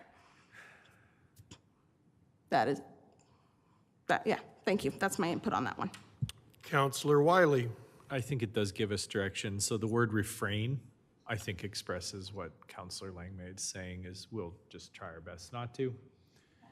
And yeah, because there could be all kinds of bad that go on with that. Councillor Peterson. On 35.3 and 20.3C, the two of them seem very similar. I don't know if we could collapse them, remove one, or if there's reasons for having them both. I'm easy either way, but just some overlap. It's 20.3C and 35.3. Well, they're a little bit different, but they may be able to be collapsed into one space, probably under 20.3. That's good. And that's my last thing. Councillor Langmaid. Thank you, Worship. I have one more section that I'd like to hear council's feedback on and a suggestion that I have, and that's section 6. That's educational sessions. Section 6, page 77 of the agenda. And that's just regarding clarification on the roles and responsibilities for educational sessions around requesting them, organizing them, and how, you know, really clearly defining who does that. Can council request educational sessions? Can administration arrange educational sessions that they think might be beneficial for council without the approval? You know, does council need to approve those sessions? It's a little unclear in this section, other than, you know, outside of the first 90 days, our attendance is discretionary. But we've been running into some longer discussions on kind of the roles and responsibilities of those. And I'm wondering if there's an opportunity in this section to maybe flesh that out a bit more to answer those questions and kind of put that debate to rest. Does the word municipality give any answer to that the orientation is offered by? And that's the one within 90 days. What about afterwards? Right, okay. Afterwards, yeah, okay. Again, I offer no solutions, only questions. So, thank you, Your Worship Council. So I know we've done workshops in the past that would kind of followed this section, right? We're very, as it says, one-way information, more educational purposes. I think we've done one on stormwater, things along that nature. I think those have happened, and correct me if I'm wrong, both by request and then just kind of best practice that these items are coming up. We just want to make sure everyone's kind of aware of what's happening and some background on it as well. Now, how would council like that process to work? Is that kind of good? Would you like that spelled out a little bit clearer in the bylaw, or? I'll share my perspective on what I would like to see, but it's certainly up for debate. I think council should be able to request sessions that we would find helpful. For example, if we had a session on potholes, pothole repair, and what that looked like, I wouldn't hate that. I love talking about potholes. But I think there's also a need that administration should be able to prescribe these sessions that they see necessary, either from work that is ongoing within the municipality, challenges that we're approaching, that council is approaching or the municipality is approaching. They should be able to be organized, in my mind, by administration, put on, and then I like what it says in 6.1, attendance at additional training sessions throughout the council term is discretionary. So for example, if someone does not find potholes quite as thrilling as I do, they can stay home and watch what's The Last of Us, I think is the popular TV show these days. That's my perspective. I'd love to hear from others. Comments from councillors? Councillor Montgomery, thank you. Councillor Wagoner. Thank you. So as far as like being able to request certain types of sessions, I think because it's an expenditure. So one is like one thing I guess is that any member of council has a budget that they can obviously go and attend any sort of sessions that they choose to use in that budget. If they're interested in initiating some sort of a session that isn't being offered, generally to the public or to, kind of already being offered, I would presume there'd be some sort of expenditure tied to that. So I would say that the councillor should probably make a motion and just, have the approval of council to, if it's intended to be, for members of council, and not specifically for that councillor, I think it should just be done through a motion. Thank you. Thank you, Councillor Montgomery. I like that. I mean, I like that idea that if there's going to be a cost to it and we're bringing it forward, it would be debated. A motion could be put on the floor. Councillor Peterson and then Councillor Wiley. So on that whole idea of education sessions, at one time, we were before COVID and the world imploded, we talked about setting up a digital library that council could access, or council and staff could access, or it could be a combination digital hard copy library in terms of being able to do this. And that's something that, and I'm talking now almost 4 years ago, that was something that we had, had some robust discussions around in terms of, speaking to what Councillor Langmaid's talking about. So, if there are specific subjects, one of the other things that I see that would be extremely useful for council would be to building into their professional development budget, not adding money to it, but building it in as a sort of a noble option, is access to library. I hesitate to say university libraries, but that's what I mean. But access to databases that provide significant evidence-based, peer-reviewed information that councillors can go to with confidence to review. And so, the beauty, if you're in a university or you go to university or you've been to a university, you can maintain your library membership in those spaces.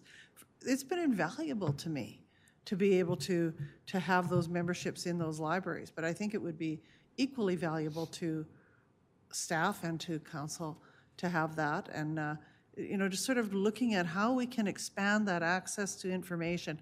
Councillor Langmaid could have hands-on experience in potholes, Okay. I think there's all kinds of opportunities. I didn't this close to fixing that one by 10 minutes. I know it's not. I know it's not. But I think maybe, you know, really thinking, fleshing that out, that whole education piece, there's probably lots that we could do with very little in the way of resourcing it, you know?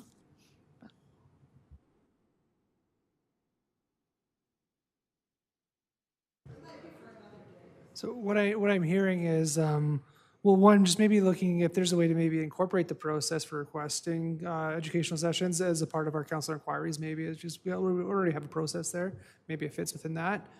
And we'll look into ways just to make it a little bit clearer, the process within our bylaw. And also clarifying that administration can, within a lot of budgets already provided, can if you think it's really important, I know about potholes, please organize the session. Yeah. You know, don't ask me if I think that a pothole session would be beneficial. I might not know anything about potholes. I might not know how beneficial that session could be. So it's just really clarifying that administration has the ability within already established budgets to put on whatever sessions that you think might benefit us as a council. Sure. Potholes, frogs, chickens. Thank you, Councillor Langmaid. Any other comments?